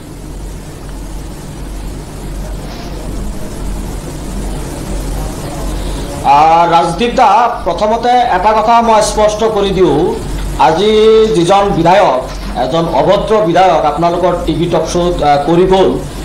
কংগ্ৰেছৰ বিধায়ক, মই আপোনালোকক স্পষ্ট কৰি দিছোঁ, এইজন বিধায়ক যেতিয়ালৈকে ৰাজহুৱাভাৱে ক্ষমা নোখোজে আৰু কংগ্ৰেছ দলৰ যিজন মানে সভাপতি গৌৰৱ গগৈ ডাঙৰীয়া যদি এই বিধায়কজনৰ বিৰুদ্ধে ব্যৱস্থা গ্ৰহণ নকৰে, আমছুৱে নিশ্চিতভাৱে কংগ্ৰেছৰ গতিবিধি লক্ষ্য কৰি আছে আৰু লক্ষ্য কৰি যাব। বিগত সময়ত কংগ্ৰেছ চৰকাৰ যেতিয়া আছিলে, সংখ্যালঘু জনগণক অকল ভোট বেংকৰ স্বাৰ্থত তেওঁলোকে ব্যৱহাৰ কৰিছে, এইটো চিৰ সত্য কথা, এইটো কোনেও নুই কৰিব নোৱাৰে। তেতিয়া মই আমছুৰ সাধাৰণ সম্পাদক আছিলোঁ, তৰুগৈ ডাঙৰীয়াক কেইবাবাৰো সাক্ষাৎ কৰিছিলোঁ আৰু এই কথাটো আমি আমছুৰ প্ৰতিনিধি স্পষ্টভাৱে কৈছিলোঁ যে চৰ চাপৰি অঞ্চলত জৰীপ কৰিব লাগে, অসমৰ সামগ্ৰিক মাটিৰ ওপৰত জৰীপ কৰিব লাগে আৰু যিসকল ভূমিহীন মানুহ তেওঁলোকক মাটিৰ পট্টা দিব লাগে। কিন্তু কংগ্ৰেছ যেতিয়া নিৰ্বাচন আহে তেতিয়া প্ৰতিশ্ৰুতি দিয়ে যে এই সংখ্যালঘু মানুহসকলক বা ভূমিহীন মানুহসকলক ভূমি পট্টা দিয়া হ'ব, কিন্তু যেতিয়া চৰকাৰ গাদীত দখল কৰে তেতিয়া কিন্তু তেওঁলোকৰ কোনো গুৰুত্ব নাই, তেওঁলোকৰ কোনো আদৰ নাই। আজি ৰকিবুল হুছেইন ডাঙৰীয়াই কওক, একে ৰচিদ আলম ডাঙৰীয়াই কওক, আন যিমান বাগা বাগা কংগ্ৰেছ নেতাসকল আছে তেওঁলোকে কিন্তু জবাব দিব নোৱাৰিব আৰু তাৰ কাৰণে সংখ্যালঘু জনগণে এটা সময়ত AUTF-ৰ ফালে ঢাপলি মেলিছিলে। দুৰ্ভাগ্যক্ৰমে আজি বিজেপি চৰকাৰ হৈছে। আজি বিজেপি চৰকাৰে অসমৰ সংখ্যালঘু জনগণৰ ওপৰত, যেতিয়া সৰ্বানন্দ সোণোৱাল চৰকাৰ আছিলে, যেতিয়া কাজিৰঙা যেতিয়া উচ্ছেদ অভিযান চলাইছিলে, আমি কৈছিলোঁ যে এইসকল প্ৰকৃত ভাৰতীয় নাগৰিক, প্ৰথমতে আপোনালোকে সংস্থাপন দিয়ক, তাৰপিছত তেওঁলোকক উচ্ছেদ কৰক, যিসকল ভূমিহীন তেওঁলোকক ভূমি দিয়ক। সেই মানুহসকলক ক্ষতিপূৰণ দিলে, উচ্ছেদ কৰাৰ পিছত যেতিয়া মানুহ মৃত্যুবৰণ কৰিবলগীয়া হ'ল তেতিয়া সেই মানুহসকলক ক্ষতিপূৰণ দিলে, সংস্থাপনো কৰিলে। অনুৰূপ ধৰণে হিমন্ত বিশ্ব শৰ্মাৰ চৰকাৰ যেতিয়া দায়িত্ব গ্ৰহণ কৰিলে, গৰুগুটিৰ প্ৰকল্পৰ নামত যেতিয়া উচ্ছেদ অভিযান চলাব গ'ল, তাৰ আগতে আমি কৈছিলোঁ চৰকাৰক যে এই মানুহখিনি ভূমিহীন মানুহ, তেওঁলোকক পুনৰ সংস্থাপন দিয়ক। চৰকাৰে সেই কামটো নকৰিলে। চৰকাৰে কৰিলে, উচ্ছেদ অভিযান চলাব যায় আৰু দুজন মানুহক গুলীয়াই হত্যা কৰিলে। তাৰ পিছত চৰকাৰ আকৌ সেই মানুহখিনিক পুনৰ সংস্থাপন কৰাৰ প্ৰক্ৰিয়া চলাইছে। ইতিমধ্যে শেষ পৰ্যায়ত অনুৰূপ ধৰণে গোৱালপাৰাতো যি গুলীকাণ্ড সংঘটিত হ'ল, গুলীকাণ্ড সংঘটিত হোৱাৰ আগতে আমছুৰ নেতৃবৃন্দই গোৱালপাৰা জিলা প্ৰশাসন আৰু মুখ্যমন্ত্ৰী ডাঙৰীয়াক আহ্বান জনাইছিলে যে এই মানুহখিনি ভূমিহীন মানুহ, তেওঁলোকক প্ৰথমতে পুনৰ সংস্থাপন কৰক, তাৰপিছত তেওঁলোকক উচ্ছেদ কৰক। কিন্তু চৰকাৰে এইটো নুশুনিলে। এতিয়া হ'ব এই যে চৰকাৰৰ এটা স্বৈৰাচাৰী কাৰবাৰ জিলাত আছে, ভূমি দিয়া হ'ব, এই যে চৰকাৰৰ এটা স্বৈৰাচাৰী কাৰবাৰ অবৈধ কৈছে আৰু অমানৱীয় কৈছে, যিটো ভাৰতীয় সংবিধানে টোটেলি ইলিগেল কৈছে, টোটেলি অবৈধ কৈছে আৰু অমানৱীয় কৈছে। আৰু হিমন্ত বিশ্ব শৰ্মা চৰকাৰক আজি স্পষ্টভাৱে কৈছোঁ, বিজেপিৰ পেনেলিষ্ট আছে, তেওঁলোকে গোটেইখিনি প্ৰকাশ কৰক, হাজাৰ হাজাৰ ভূমি আছে, গোটেইখিনি তেওঁলোকে শ্বেতপত্ৰ প্ৰকাশ কৰক। শ্বেতপত্ৰ প্ৰকাশ কৰাৰ পিছত ওলাই পৰিব কোন ভূমিত কোন জনগোষ্ঠীৰ। ঠিক আছে আইনুদ্দিন, মই আকৌ আহি আছোঁ আপোনাৰ কাষলৈ। মই এটা বিৰতিও ল'ব লাগিব এই মুহূৰ্তত। এটা বিৰতি লৈ লৈছোঁ 1 মিনিটৰ। বিৰতিৰ পাছত পুনৰ আহি আছোঁ। এটা সমূহ বাণিজ্যিক বিৰতিৰ পাছত আপোনালোকক পুনৰ স্বাগতম। এই বিষয়টো অত্যন্ত সংবেদনশীল, অত্যন্ত স্পৰ্শকাতৰ বিষয় হিচাপে এতিয়া পৰিগণিত হৈছে। যিসকলে এই মুহূৰ্তত টেলিভিশ্যনৰ চুইচ অন কৰিছে তেওঁলোকে হয়তো ভাবিব যে কংগ্ৰেছৰ হৈ কোনো নাই নেকি। আছিল এজন অসভ্যালী আৰু অভদ্ৰামী কৰাৰ বাবে আমি তেখেতক বয়কট কৰিছোঁ, আৰু তেখেতক বুলিয়ে নহয়, আজিৰ পৰা কংগ্ৰেছকে আমি বয়কট কৰিছোঁ। কাৰণ তেওঁলোকে শালীনতা নাজানে। সিদিনা বহু কথা আমি খুলি কোৱা নাছিলোঁ। আমাৰ এগৰাকী নতুন দিল্লীৰ সাংবাদিকক তেওঁলোকৰ সভাপতিয়ে তেওঁ এটা ছাউণ্ড বাইট ল'ব যোৱাৰ কাৰণে তেওঁৰ অনুমতি নোলোৱাকৈ তেওঁৰ ঘৰৰ তলত কিয় ৰৈ আছে বুলি অপদস্থ কৰিছে। এই সন্দৰ্ভত নৰ্থ ইষ্ট মিডিয়া ফৰামে ইতিমধ্যে সভাপতিগৰাকীলৈ পত্ৰ প্ৰেৰণ কৰিছে, গৌৰৱ গগৈলৈ। এই কথাখিনি মই আনুষ্ঠানিকভাৱে আজি কৈছোঁ, কাৰণ সীমা চেৰাই গৈছে। আমি ভাবিছিলোঁ যে তেওঁলোক সংশোধন হ'ব, কিন্তু দেখিলোঁ যেতিয়া তেওঁলোকে টাৰ্গেট কৰি ND24ক লৈছে, এতিয়া আৰু উপায় নাই। আমি তেওঁলোকক আজি বয়কট কৰাৰ কথাখিনি আনুষ্ঠানিকভাৱে ঘোষণা কৰিছোঁ। মই এইবাৰ আকৌ ত্ৰিদীপৰ কাষলৈ আহিব খুজিছোঁ। ত্ৰিদীপ, পৰিস্থিতি ভয়াৱহ, কিন্তু আটাইতকৈ ডাঙৰ কথা হৈছে যে আমি অতদিনে কৰি আছিলোঁ কি। আজি ভাৰতীয় জনতা পাৰ্টীৰ চৰকাৰে এই লোকসকল বাৰু এওঁলোকৰ ভোটাৰ নহয় বুলি একশ্যন লৈছে, কিন্তু কংগ্ৰেছৰতো এওঁলোক ভোটাৰ, AIDFৰতো এওঁলোক ভোটাৰ। এক প্ৰকাৰৰ পৰা যদি আমি চাবলৈ যাওঁ, সেইফালৰ পৰা AIDF শাসনত নাই, কংগ্ৰেছ আছিলে 15 বছৰ বা তাৰ আগতো আছিল। এই মানুহখিনিক সংস্থাপিত কৰাৰ কোনো দিহা নকৰিলে, আৰু আজিৰ তাৰিখত এই বিষয়টো গৈ সমগ্ৰ দেশৰ ভিন্ন ৰাজ্য পাইছেগৈ আনহে নালাগে আন্তঃৰাষ্ট্ৰীয় পৰ্যায়তো এই কথাবোৰ ইতিমধ্যে আলোচনা হৈছে পুনৰ এবাৰ অসমীয়াক জেনোফবিক সজোৱাৰ ষড়যন্ত্ৰও ক'ৰবাত ৰচনা কৰা হৈছে নেকি এই কথাবোৰৰ আলম লৈ মই আপোনাৰ মতামত জানিব খুজিছোঁ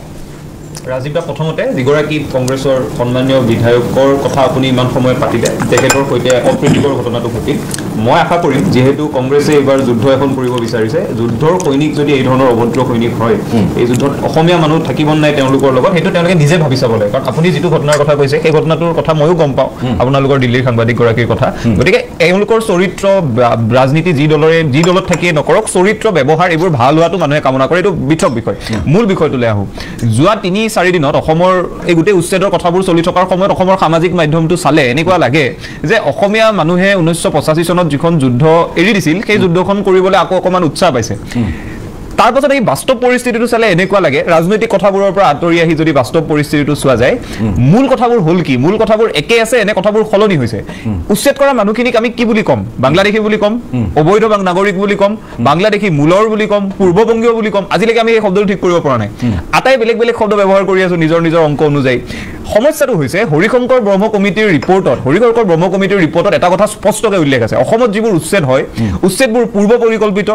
অসমত যিবোৰ বেদখল হয় বেদখলবোৰ সুসংগঠিত বেদখলবোৰ পূৰ্ব পৰিকল্পিত আৰু বেদখলবোৰ এটা পৰ্যায়ৰ মাজেৰে হয় সেই কথা স্পষ্টকৈ লিখি থৈ দিয়া আছে মানে অসমত এই যিসমূহ বেদখল হৈছে ইয়াৰ এটা পৰিকল্পনা আছে ইয়াৰ এটা সাংগঠনিক দিশ আছে আৰু লগত ইয়াৰ এটা পৰ্যায় আছে এই কথাটো স্বীকাৰ হৈ গৈছে তাৰ পাছত হৰিশংকৰ ব্ৰহ্ম কমিটিয়ে এই বাক্যটো লিখাৰ পাছত প্ৰথম যিটো ৰিকমেণ্ডেশ্যন আছিল সেই ৰিকমেণ্ডেশ্যনটো কি আছিল অসমৰ অবৈধ এই বেদখল উচ্ছেদ হ'ব লাগে সঁচা কথা সমান্তৰালভাৱে বেদখল কৰা মানুহখিনিক বিতৰণ কৰিব লাগে যদি তেওঁলোক বাংলাদেশী মানে এই কথাটোক লৈ ৰাজীৱ দা আমি যদি তৰ্ক বিতৰ্ক কৰি থাকো যে এফালে আমি তেওঁলোকক কৈছো তেওঁলোক বাংলাদেশী উচ্ছেদ কৰি দিওঁ তাৰ পাছত তেওঁলোকক আমি ক্ষতিপূৰণ দিওঁ তেওঁলোকক বিতৰণ কৰাৰ কথাবোৰ আমি কিয় নেপাতো সেইটোৱে মূল বিষয় সেই বিষয়টোৰ কথা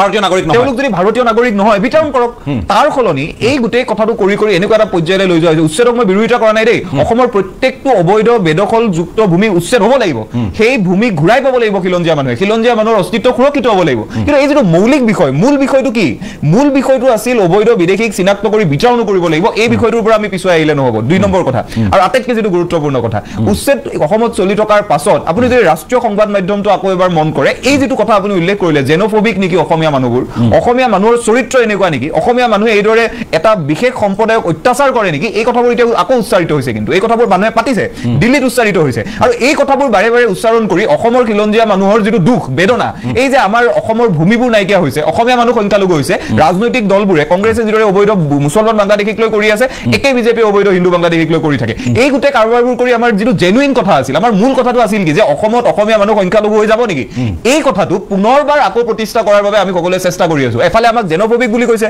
আমাৰ ইয়াত ৰাজনৈতিক লাভালাভৰ বাবে মুখ্যমন্ত্ৰীৰ পৰা আদি কৰি প্ৰত্যেকগৰাকী নেতাই বক্তব্য দি গৈছে সমান্তৰালভাৱে বিদেশী বুলি চিঞৰি থকা হৈছে বিদেশী চিনাক্তকৰণৰ বাবে এনআৰচিখন কৰিব নোখোজে ক্লজ 6টো দিব নোখোজে বিদেশী যিবোৰ জেগাৰ পৰা বিদেশী উচ্ছেদ কৰিছে হৰিশংকৰ ব্ৰহ্ম কমিটিৰ প্ৰথম 10টা যদি ৰিকমেণ্ডেশ্যন আপুনি পঢ়ে স্পষ্টকৈ এটা উল্লেখ আছে অবৈধ বিদেশীক চিনাক্তকৰণ কৰাৰ বাবে যুদ্ধ গতিত কাম কৰিব লাগিব এইটো টপ মোষ্ট প্ৰায়ৰিটি হ'ব লাগে বুলি কৈছে হৰিশংকৰ ব্ৰহ্ম কমিটিয়ে সেই কামবোৰ তেওঁলোকে নকৰে মোৰ আৰু একেবাৰে গুৰুত্বপূৰ্ণ কথাটো এইটোৱেই যে মই উচ্ছেদৰ বিৰোধিতা কৰিব খোজা নাই কিন্তু অসমীয়া মানুহৰ জেনুইন আৰু অসমীয়া মানুহৰ সঁচা যিটো বিপদটো কি অবৈধ বিদেশীক লৈ সমাধান কি এনআৰচি সমাধান কি ক্লজ 6 এই সমাধানৰ সূত্ৰবোৰৰ কথাও 26ত প্ৰশ্নটো হৈছে এই কথাবোৰ কিন্তু প্ৰশ্নটো হৈছে যে যি ধৰণে চৰকাৰখনে কৈ আছে মই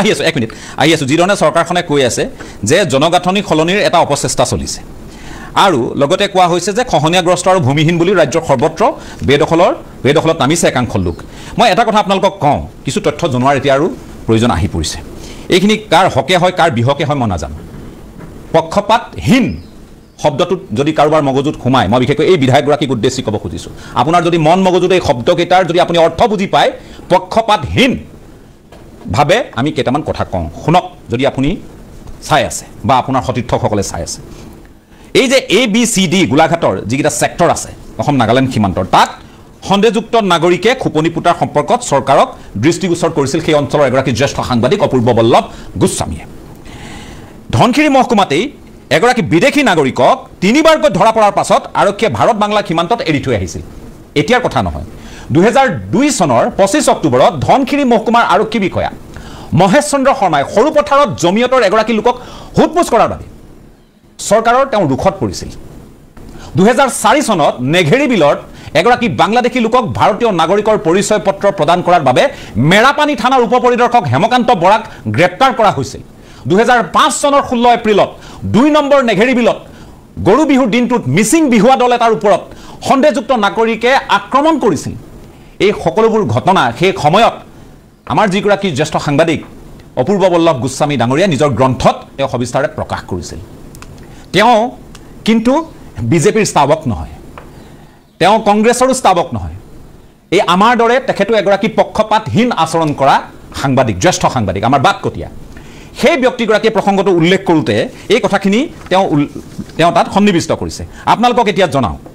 যে এই বিষয় সন্দৰ্ভত তেখেতে 2017 চনৰ 23 অক্টোবৰত আৰু 18 নৱেম্বৰত দুটা বাতৰি ৰোহিংগিয়া যে প্ৰৱেশ কৰিছে সেই গোটেই বিষয়টোক লৈ চৰকাৰৰ দৃষ্টিগোচৰ কৰিছিল সেই সময়ত চৰকাৰেও গুৰুত্ব নিদিলে যদিও বা বিজেপি মিত্ৰজোঁটৰ চৰকাৰ আছিল কিন্তু 2018 চনৰ 15 ডিচেম্বৰত অনুষ্ঠিত সংসদৰ শীতকালীন অধিৱেশনত সাংসদ অমৰ সিঙৰ প্ৰশ্নৰ উত্তৰত কেন্দ্ৰীয় গৃহমন্ত্ৰী কিৰেণ ৰিজিজুৱে আনুষ্ঠানিকভাৱে এই ৰোহিংগিয়া প্ৰৱেশৰ কথা স্বীকাৰ কৰে অসমত অবৈধ ৰোহিংগিয়াই স্থায়ীভাৱে বসবাস কৰি ভাৰতীয় পাৰপত্ৰ পাছপোৰ্ট পেন কাৰ্ড ভাৰতীয় পৰিচয় পত্ৰ সংগ্ৰহ কৰি আহিছে বুলি স্বয়ং কেন্দ্ৰীয় গৃহ ৰাজ্য মন্ত্ৰীগৰাকীয়ে অধিৱেশনত স্বীকাৰ কৰিছিল এইবোৰ মনে সজা কথা নহয় অসম নাগালেণ্ড সীমান্তৰ এ আৰু বি সেক্টৰ দুটা এতিয়াও উন্মুক্ত হৈ আছে আমাৰ দৰ্শকসকলক জ্ঞাতাৰ্থে আমি জনাওঁ সীমান্তৰ বিবদমান এ আৰু বি সেক্টৰৰ তদাৰকৰ দায়িত্বত থকা নিৰপেক্ষ বাহিনীৰ মুখ্য কাৰ্যালয়টো কাৰ্বি আংলঙৰ বোকাজানত হোৱাৰ বাবে বহু ক্ষেত্ৰত আইন শৃংখলা বা এনেধৰণে যিসকল লোকে তাত বেদখল কৰে সেইসকলৰ ক্ষেত্ৰত ব্যৱস্থা ল'ব সময়মতে পৰা নাযায় এই কথাখিনি আপোনালোকক আমি জনাব খুজিছোঁ কিন্তু এতিয়া সেই ঠাইত আপোনালোকক জনাওঁ যে সেই ঠাইত 500টা পৰিয়াল সংস্থাপিত হ'ল অৰ্থাৎ তেওঁলোকে নিজে নিজে সংস্থাপিত হ'ল এই মানুহখিনিক তাত কোনে বহুৱালে সেই সময়ৰ বন বিষয়াসকল তাৰ বাবে জবাবদিহি হ'বনে নহয় আমি এই প্ৰশ্নটো চৰকাৰক কৰিছোঁ আৰু চৰকাৰে এতিয়া তাত তামোলৰ বাৰী দেখিছে ড্ৰোন ভিজুৱেল দেখুৱাওক যিখিনি চৰকাৰে সংগ্ৰহ কৰিছে এতিয়া এখন বনাঞ্চলত আমাৰ সাংবাদিকক আমি সুধিবলৈ দিছিলোঁ কিয় তামোলখিনি কাটিব লাগে তেতিয়া কৈছে যে তামোলৰ বাৰী তাত থাকিব নোৱাৰিব এখন বনাঞ্চল হয় তাত শাল চেগুন ইত্যাদি থাকিব লাগিব এই যে মাজে মাজে ঘৰবোৰ দেখিছে 500টা পৰিয়াল তাত কি ধৰণে বসতি স্থাপন কৰিছে আপুনি চাওক মানুহখিনি ঢিঙৰ পৰা গৈছে এই মানুহখিনি ৰূপহীহাট লাহৰীঘাটৰ পৰা গৈছে বুলি উল্লেখ কৰা হৈছে এওঁলোককতো উচ্ছেদ কৰা হ'বই তাত আৰু বনাঞ্চল ৰোধ কৰাৰ ক্ষেত্ৰত উচ্চতম ন্যায়ালয়ৰ কঠোৰ নিৰ্দেশনা আছে বনাঞ্চলত বেদখলৰ ক্ষেত্ৰত যে এইখিনি উচ্ছেদ হ'বই লাগিব কিন্তু ভাৰতীয় জনতা পাৰ্টীৰ চৰকাৰে আমাৰো প্ৰশ্ন হয় যে কেতিয়াবা খেনুক দেখি ৰান্ধে বাঢ়ে খেনুক দেখি দুৱাৰ বান্ধে সোণাই ৰূপাই কিয় সংস্থাপিত কৰিছে একাংশ লোকক সেই প্ৰশ্নও কিন্তু আমি সমান্তৰালভাৱে সময় সাপেক্ষে উত্থাপন কৰি আহিছোঁ আজি এনেধৰণৰ বহু বনাঞ্চল আছে যিবোৰ একেবাৰে আজিৰ তাৰিখত মানুহে দখল কৰি পেলালে খিলঞ্জীয়াই হওক অখিলঞ্জীয়াই হওক দখল কৰি পেলাইছে সেইখিনি উদ্ধাৰৰ ব্যৱস্থা আছে নে নাই এই কথাখিনিও আমি প্ৰশ্ন কৰিছোঁ গতিকে যিবোৰ মানুহে নপঢ়ে নুশুনে কেৱল ৰাজনীতি দেখে শুওঁতেও ৰাজনীতি খাওঁতেও ৰাজনীতি উঠোঁতেও ৰাজনীতি বহুতেও ৰাজনীতি দেখে ক'ৰবাত জোৰ কৰি চকু পানী উলিয়াবলৈ চেষ্টা কৰে এই মানুহবোৰৰ উদাহৰণ হৈছে এই আলম নামৰ বিধায়কগৰাকী গতিকে তেওঁলোকক এইবোৰ কথা কোৱাৰ এই মুহূৰ্তত অতিকে প্ৰয়োজন বুলি ভাবোঁ অঞ্চলকেইটা যিকেইটা গোলাঘাট জিলাৰ অসম নাগালেণ্ড সীমান্তৰ যিবোৰ বিবদমান এলেকা যিবোৰত ইতিমধ্যেই আমি কৈছোঁ যে তাত সৃষ্ট হৈছে কি মণিপুৰী বস্তি বিচি বস্তি হোমলেণ্ড চিণ্টু ভিলেজ ভটকেয়াজু নখুটি দয়ালপুৰ হালধিবাৰী এই অঞ্চলবোৰ কিদৰে তাত হ'বলৈ পাইছে এই কথাখিনি জনাৰ প্ৰয়োজন আছে চৰকাৰ বাহাদুৰে ইয়াৰ উত্তৰ দিব লাগিব আৰু চৰকাৰে এতিয়া তাত উচ্ছেদ চলাব খুজিছে সময় লাগিব বুলি কৈছে 4-5 মাহ আমি লক্ষ্য কৰিম গতিকে এই বিষয়খিনি আমাৰ সদায় দৰ্শকসকলক আমি তথ্য আকাৰে জনালোঁ এইখিনিত কোনো 19-20 নাই এইখিনি হুবহু যি ধৰণে আমি তথ্য পাইছোঁ যি ধৰণে অঞ্চলসমূহলৈ গৈছোঁ বা আমাৰ জ্যেষ্ঠগৰাকী আমাক যি ধৰণে কথাখিনি জনাইছে কথা পাতিছোঁ সেইখিনি কথা মূল কথা সেয়া গতিকে তাত আৰক্ষী তাত চৰকাৰৰ কংগ্ৰেছ চৰকাৰৰ দিনত ৰোখত পৰিছে কিয় জমিয়তৰ মানুহক প্ৰশ্ন কৰিব তাত বেদখল কৰিবলৈ যোৱা গতিকে এইবোৰ তেতিয়াই কিয় বন্ধ নহ'ল তাৰ কাৰণে জবাবদিহি কি কংগ্ৰেছ নহয় তাৰ মানে কংগ্ৰেছ চৰকাৰৰ দিনত তাত মানুহে থিতাপি লৈছিল কংগ্ৰেছ চৰকাৰে তেওঁলোকক তাত সেইধৰণে বহিবলৈ সুবিধা দিলে মাটি পট্টা কিন্তু নিদিলে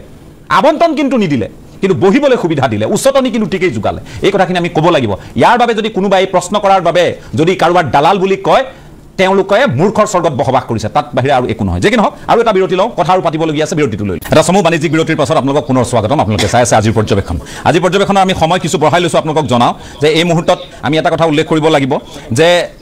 যিটো পৰিৱেশৰ সৃষ্টি হ'ল কিছু সময় পূৰ্বে এইখিনি আমি এতিয়া সেই বিষয়টোতকৈ আমি গুৰুত্ব দি আছোঁ যে এই সংৰক্ষিত বনাঞ্চলসমূহত বেদখলৰ বাবে মানুহবোৰক কোনে উচতাইছে ইতিমধ্যে ৰন্তু পানী ফুকনো আমাৰ মাজত আহি উপস্থিত হৈছে ৰন্তু পানী ফুকন মই আপোনাৰ প্ৰাৰম্ভিক মন্তব্য জানিব খুজিছোঁ আপোনালোকে যোৰহাটত প্ৰতিবাদ কৰিছিল আপোনালোক সমালোচিত হৈছিল কিন্তু এতিয়া তথ্য আহিছে যে গোলাঘাটৰ এই কথা আৰু বিশেষকৈ গোলাঘাটত এই গোটেই বিষয়টো সন্দৰ্ভত আমি উল্লেখ কৰিব লাগিব যে আটাচুৰ নেতৃত্বই সেই সময়ত চৰকাৰক বিষয়টো প্ৰথমবাৰলৈ অৱগত কৰিছিল যে ইয়াত এই ধৰণৰ এটা পৰিৱেশ হৈ আছে গোলাঘাটত এতিয়া খিলঞ্জীয়া যিসকল লোক তেওঁলোকে এই যি জনগাঁথনিৰ ব্যাপক পৰিৱৰ্তন তাত দেখিছে সেই কথাক লৈ উদ্বিগ্ন হৈ পৰিছে মই আপোনাৰ কাষলৈ আহিছোঁ প্ৰাৰম্ভিক মন্তব্য সমগ্ৰ বেদখল আৰু উচ্ছেদ প্ৰক্ৰিয়াটোক লৈ তাৰ লগতে ৰাজনীতি যিবোৰ হৈ আছে তাৰ পৰা প্ৰাগমুহূৰ্ততে আমি আৰম্ভণিতে দেখিলোঁ যে এজন বিধায়কৰ যি শালীনতাবিহীন ৰুচিবিহীন আৰু যিটো সংস্কাৰবিহীন যিবিলাক কথা বতৰা ক'লে তাৰ কাৰণে আমি আৰম্ভণি পৰ্যায়তে তেওঁক গৰিহণা জনাইছোঁ আৰু আমি বৰ্তমান সময়ত অনুভৱ কৰিছোঁ যে বিধায়কজনে কংগ্ৰেছৰ বিধায়কসকলে ব্যক্তিত্ব ব্যৱহাৰ আৰু সংস্কাৰ তেওঁলোকে জনাৰ কিছু প্ৰয়োজনীয়তা আছে যদিহে ভৱিষ্যতলৈ ৰাজনৈতিক ক্ষেত্ৰখন অসমৰ সমাজ জীৱনত তেওঁলোকে কাম কৰি যাব বিচাৰে বা বিজেপিৰ দৰে এটা মহাশক্তিক যদি তেওঁলোকে পৰাভূত কৰিবৰ কাৰণে যিখন যুঁজৰ কথা তেওঁলোকে কৈছে গতিকে সেই যুঁজখন নিশ্চিত ৰূপত চলাই যাবৰ কাৰণে তেওঁলোকৰ ব্যক্তিত্ব তেওঁলোকৰ ব্যৱহাৰ আৰু সংস্কাৰ তেওঁলোকে জনাৰ প্ৰয়োজনীয়তা আছে দ্বিতীয় কথাটো হ'ল যে মূল কথাটো হৈছে খিলঞ্জীয়া মানুহে যিবিলাক আমি যোৱা সময়ছোৱাতো কৈছোঁ যে যিবিলাক মৰ্মবেদনা আছে বা যিবিলাক শংকা যিবিলাক ভীতিগ্ৰস্ততাৰ মাজেদি তেওঁলোকে জীয়াই আছে তাক নিৰ্মূল কৰাৰ দায়িত্ব জাতীয় চৰকাৰখনৰ নিশ্চিতভাৱে থাকিব লাগে এতিয়া শেহতীয়াভাৱে হ'লেও সন্দেহযুক্ত নাগৰিক ক্ষেত্ৰতে হওক বা যিবিলাক অবৈধ বেদখল আছে বেদখল মুক্ত কৰিবৰ কাৰণে চৰকাৰখনে যিটো তৎপৰতাৰে কাম কৰিছে আমি কোনোবাখিনিত বেইলাচি থানা অসমে সেইখিনিক আমি সমৰ্থন জনাম আৰু যোৱা সময়ছোৱাত যেতিয়া যোৰহাটত আজাদ চৌধুৰী নামৰ যিজন সন্দেহযুক্ত নাগৰিকৰ লগতে যিসকলে বসতি স্থান দাঁতিকাষৰীয়া অঞ্চলত যিসকলে বসতি কৰিছে তাৰ বিৰুদ্ধে এটা প্ৰতিবাদ সাব্যস্ত কৰা হৈছিল আৰু যোৰহাটবাসী ৰাইজৰ লগতে যিসকল মানুহৰ মনত ভয় শংকা এটা তৈয়াৰ হৈছিল আৰু কিছু জেগা এনেকুৱা ধৰণৰ হৈছে য'ত আপুনি যাব নোৱাৰে লাহে লাহে বিভিন্ন ক্ষেত্ৰতে অবৈধ বেদখল হৈছে সন্দেহযুক্ত নাগৰিকৰ কাৰণে বিভিন্ন অসামাজিক কাৰ্যকলাপবিলাক তাত বাঢ়িছে বিভিন্ন ড্ৰাগছৰ পৰা আদি কৰি ৰাগিয়াল দ্ৰব্যৰ তাত প্ৰসাৰ লাহে লাহে হ'বলৈ আৰম্ভ কৰিছে বা বিভিন্ন কিছু জেগাত দেখিব আপুনি যাব নোৱাৰা এনেকুৱা পৰিৱেশ এটা তাত উদ্ভৱ হৈছে গতিকে সময় থাকোঁতে সেইখিনি উচ্ছেদ হ'ব লাগে আৰু যিসকলে সেই সময়ত তুচ্ছ তাচ্ছিল্য কৰিছিল মই এটা বস্তু আমি দেখিছোঁ যে মুখ্যমন্ত্ৰী ডাঙৰীয়াৰ বক্তব্যত এটা কথা স্পষ্ট হৈছে যে এই ধৰণে বিভিন্ন পৰিকল্পিত ৰূপত যিসকল মানুহে যোৱা সময়ছোৱাত এনেধৰণে বেদখল কৰিছে তেওঁলোকে অৰ্থনৈতিক ক্ষেত্ৰতো এটা আগ্ৰাসন চলাইছে ৰাজনৈতিক ক্ষেত্ৰখনতো এটা আগ্ৰাসন চলাইছে তাৰ সমান্তৰালভাৱে জাতীয় জীৱনৰ বিভিন্ন ক্ষেত্ৰত এটা ভয় ভাবুকিৰে এটা ভীতিগ্ৰস্তময় পৰিৱেশ তৈয়াৰ কৰিবৰ কাৰণে চেষ্টা কৰিছে আৰু আমি সেইকাৰণে কৈছোঁ যে খিলঞ্জীয়া মানুহৰ মনত যিবিলাক শংকা আছে সেই শংকাবিলাক নিৰ্মূল কৰিবৰ কাৰণে চৰকাৰখনে কাম কৰিছে কিন্তু ইয়াৰ লগতে আৰু এটা কথা আমি স্পষ্টতাৰে ক'ব বিচাৰোঁ যে যি সময়ত সন্দেহযুক্ত নাগৰিকৰ ক্ষেত্ৰত চৰকাৰখনে এটা বিহিত ব্যৱস্থা গ্ৰহণ কৰিছে এইখিনি খিলঞ্জীয়া মানুহ দেখিছোঁ কোনোবাখিনি তেওঁলোকে এই কথাটো কিছু ক্ষেত্ৰত অন্ততঃ সমৰ্থন জনাইছে কিন্তু তাৰ সমান্তৰালভাৱে আৰু এটা কথা চাব লাগিব য'ত অবৈধ বেদখলকাৰী যিখিনি কৈছে সন্দেহযুক্ত নাগৰিকৰ বেদখল কৰাৰ সমান্তৰালভাৱে তাত যদি কোনোবা খিলঞ্জীয়া পৰিয়াল তাত আছে খিলঞ্জীয়া জাতি জনগোষ্ঠী তাত আছে তেতিয়াহ'লে বিষয়টো কিন্তু কোনোবাখিনি নমনীয় দৃষ্টিৰে চাব লাগিব কিছু অন্ততঃ পৃথক দৃষ্টিভংগীৰে কিন্তু তেওঁলোকক চাব লাগিব এইকাৰণে কৈছোঁ যে এই ভূখণ্ড যিখন ভূখণ্ড এই ভূখণ্ড উত্তৰাধিকাৰী সূত্ৰে পোৱা পুৰুষানুক্ৰমে পোৱা এই ভূখণ্ড আমাৰ খিলঞ্জীয়া মানুহৰ কাৰণে গতিকে ইয়াত থকা সম্পদ ইয়াত থকা প্ৰত্যেকটো বস্তুৰ যিহেতু স্বত্ব মই ভাবোঁ যে অধিকাৰ এটা আজন্ম গৃহবিধ আমাৰ নিজৰ অধিকাৰ আছে আৰু সেইকাৰণে কোনোবাখিনিত যদি খিলঞ্জীয়া এই ক্ষেত্ৰত যদি ক্ষতিগ্ৰস্ত হৈছে তেওঁলোকক উচ্ছেদ কৰিবলগীয়া হৈছে তেতিয়াহ'লে চৰকাৰখনে এটা নমনীয় দৃষ্টিভংগীৰে লৈ তেওঁলোকক যাতে বিভিন্ন বেলেগ ক্ষেত্ৰত সংস্থাপন কৰে তাৰ কাৰণে আমি দাবী উত্থাপন কৰিছোঁ ঠিক আছে আপোনালোকে সেই দাবী উত্থাপন কৰিছে মই এই মুহূৰ্তত আকৌ এবাৰ এই গোটেই কথাখিনি যিহেতু আমি পাতি আছোঁ আৰু ইয়াৰ মাজতে কিছুমান কথা মই আকৌ জনাওঁ কথাও পাতিম সময় বঢ়াই লৈছোঁ এই যে হেমকান্ত বৰা নামৰ যিগৰাকী মেৰাপানী থানাৰ উপ পৰিদৰ্শক গ্ৰেপ্তাৰ হোৱাৰ কথাটো আমি কৈছিলোঁ এই কথাখিনি আপোনালোকক জনাওঁ সেই সময়ত আৰক্ষী বিষয়াগৰাকীক মেৰাপানী আৰক্ষী থানাৰ 55/04 অৰ্থাৎ 2004 চনৰ 55 নম্বৰ যিটো মেৰাপানী থানাৰ গোচৰ সেইটোৰ অধীনত গ্ৰেপ্তাৰ কৰা হৈছিল কিয় তেওঁৰ ওপৰত কি ধাৰা আছিল সেই সময়ত ভাৰতীয় দণ্ডবিধি আইনৰ ধাৰা কেইটা হ'ল 120B/16/171/171/171/420 গতিকে তেওঁ সেই ধাৰাত কি কাৰণে গ্ৰেপ্তাৰ কৰা হৈছিল তেওঁ তাত উপ পৰিদৰ্শক হৈ থাকোঁতে তেওঁ ইব্ৰাহিম আলী চাহাবুদ্দিন আলী আব্দুল মতলিব আব্দুল বাৰেক আদিক ভাৰতীয় নাগৰিকত্বৰ ভুল পৰিচয় পত্ৰ দিছিল মন কৰিবলগীয়া যে গোটেই কথাটোত সেই সময়ত কেন্দ্ৰ চৰকাৰে বিদেশী চিনাক্তকৰণৰ বাবে অসমত 3154টা পদ সৃষ্টি কৰিবৰ কাৰণে এক বাহিনী খোলাৰ বাবে অসম চৰকাৰক আৰ্থিক সাহায্য দিছিল যদিও সেই সময়ত উক্ত বাহিনীটো খোলা নাছিল আৰু সেই সময়ত এই বিষয়টোক লৈ সদৌ অসম ছাত্ৰ সন্থাই গুৰুতৰ অভিযোগ উত্থাপন কৰিছিল গতিকে সেই সময়ত তাৰ যিগৰাকী আৰক্ষী অধীক্ষক আছিল অমৰেন্দ্ৰ বৰগোহাঁই তেখেতে উক্ত ভুৱা পৰিচয় পত্ৰৰ ঘটনাটো সন্দৰ্ভত বলিষ্ঠ পদক্ষেপ গ্ৰহণ কৰে আৰু যাৰ বাবে হেমকান্ত বৰা নামৰ আৰক্ষী বিষয়াগৰাকী গ্ৰেপ্তাৰ হৈছিল গতিকে এটা ডিজাইন চলিছিল আৰু ইয়াত কেৱল আকৌ কৈছোঁ যে পূৰ্ববংগীয় মূলৰ বুলিয়ে কওক মিয়া বুলিয়ে কওক যি বুলিয়ে নকওক সেইসকল লোকৰে ভুল নহয় তেওঁলোকক সহায় কৰা একাংশ এনে লোক আছিল হেমকান্ত বৰাৰ দৰে একাংশ লোক আৰক্ষী বিষয়া যাৰ বাবে তেওঁলোকে লাহে লাহে তাত গুজাই গজালি মেলিবলৈ সক্ষম হ'ল তাত য'ত তেওঁলোকৰ জনগাঁথনি নাই তাত ব্যাপক জনগাঁথনি তাত গঢ়ি তুলিবলৈ সক্ষম হ'ল উৰিয়াম ঘাটৰ পৰিৱেশটো এতিয়া অতিকে স্পৰ্শকাতৰ আজি নেঘেৰি বিলত উচ্ছেদ চলিছে কোনো প্ৰতিবাদ নাই পাইকানৰ দৰে পৰিৱেশ হোৱা নাই আজি ডুমডুমাৰ চহৰত কালি উচ্ছেদ চলিছে তাত কোনো এনেধৰণৰ পৰিৱেশ হোৱা নাই ডিগবৈত যেতিয়া উচ্ছেদ চলে যেতিয়া ধেমাজিৰ ফালে উচ্ছেদ চলে মথাউৰিৰ ওপৰত লোকসকলক তাৰ পৰা আঁতৰাই পঠিওৱা হয় মিচিং জনগোষ্ঠীয় তেওঁলোকৰ বাবে কিন্তু কান্দিবলৈ কোনো দলৰ সেই সময়ত আহৰি নোলায় এই কথাবোৰ কিয় হৈ আছে খেনুক দেখি ৰন্ধা বঢ়া খেনুক দেখি দুৱাৰ বন্ধা নীতি কিয় আমি আকৌ কৈছোঁ পূৰ্ববংগীয় মূলৰ যিসকল লোক যিসকল 71ৰ আগত আহিল যিসকল আজিৰ তাৰিখত ভাৰতীয় হিচাপে উচ্চতম ন্যায়ালয়ে স্বীকৃতি দিছে 6A ওপৰত যিটো আপোনালোকে জানে কিছুদিন পূৰ্বে মতিউৰ ৰহমানৰ যিটো গোচৰ আছিল সেই গোচৰটোৰ বিপৰীতে যিটো ৰায়দান হ'ল যে অসম চুক্তিৰ সেই তাৰিখটোৱে কাটত ডেটটোৱে থাকিব গতিকে সেই ডেট সেই তাৰিখ অনুসৰি 1971 চনৰ 24 মাৰ্চৰ মাজনিশাৰ আগৰ মানুহখিনি তেওঁলোক ভাৰতীয় গতিকে তেওঁলোকক লৈ হেতালি কোনে খেলি আছে অতদিনে কিয় তেওঁলোকক আজি এই অঞ্চলবোৰত যিবোৰ অঞ্চলত তেওঁলোকৰ বসতি আছিল সেই অঞ্চলবোৰতে সংস্থাপিত কৰিব পৰা নগ'ল মাটি কি নাই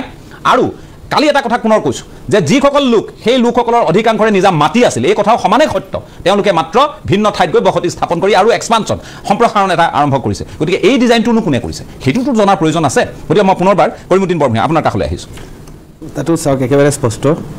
বনাঞ্চল য'তে আছে গভৰ্ণমেণ্টে কোৰ্টৰ ডাইৰেকশ্যন মতে উচ্ছেদ কৰিব এই কথালৈ কাৰো কোনো আপত্তি নাই আপত্তিটো হৈছে কোৰ্টৰ ডাইৰেকশ্যন আদা মানা হৈছে উচ্ছেদটোহে ইলিগেল হৈছে সেইটোলেই কথা মানে এছঅপি মানা হোৱা নাই সেই কথাটো উচ্ছেদটো ভুল হোৱা নাই কিন্তু এছঅপি মানা নাই এটা কথা হ'ল আজি ষ্ট্ৰেইট ক্লিয়াৰ কাট কি কৈছে যে মানুহখিনিক আগতে পুনৰ্বাসন দিয়ক আৰু কথা এটা কৈছে আমাৰ প্ৰবক্তা দুজনেও কৈছে বাংলাদেশী মানুহ যদি ইয়াত ঘূৰি আছে জাতীয়তাবাদী চৰকাৰ প্ৰফুল্ল মহন্তৰ এডিপি চৰকাৰ যি ইছ্যু লৈ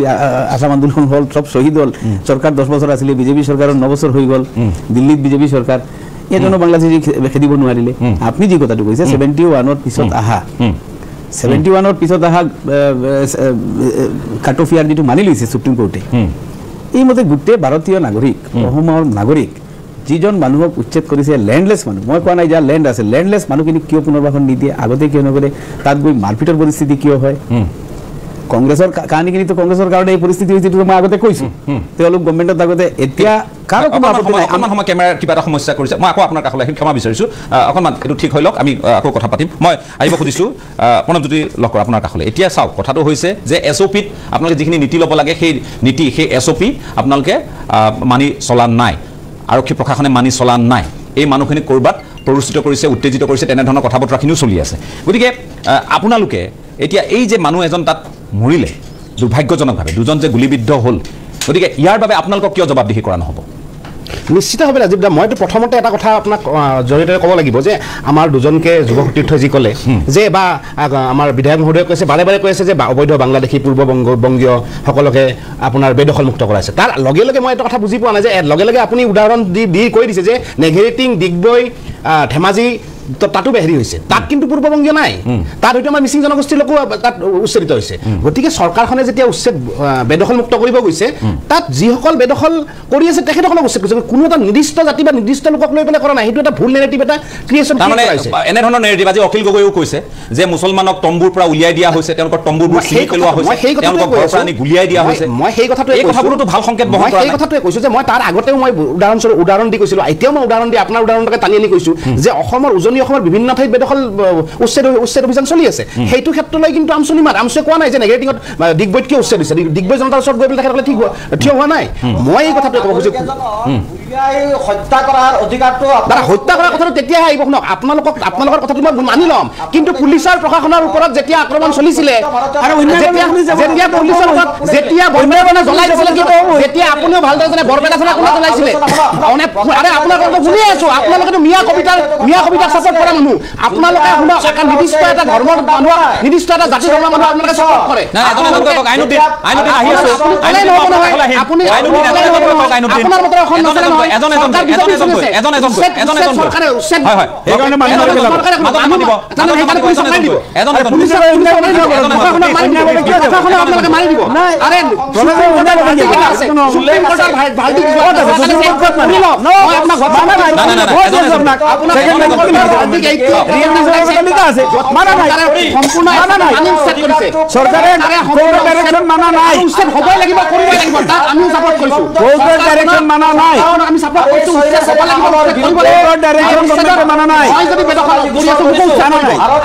ভাৰতীয় জনতা পাৰ্টীৰ চৰকাৰৰ দিনতে অবৈধ অনুপ্ৰৱেশকাৰীকো খেদা হ'ব আৰু বেদখল মুক্ত কৰা হ'ব এইটো আমাৰ দলৰ সিদ্ধান্ত লগতে চৰকাৰৰ সিদ্ধান্ত এইটো ডক্টৰ হিমন্ত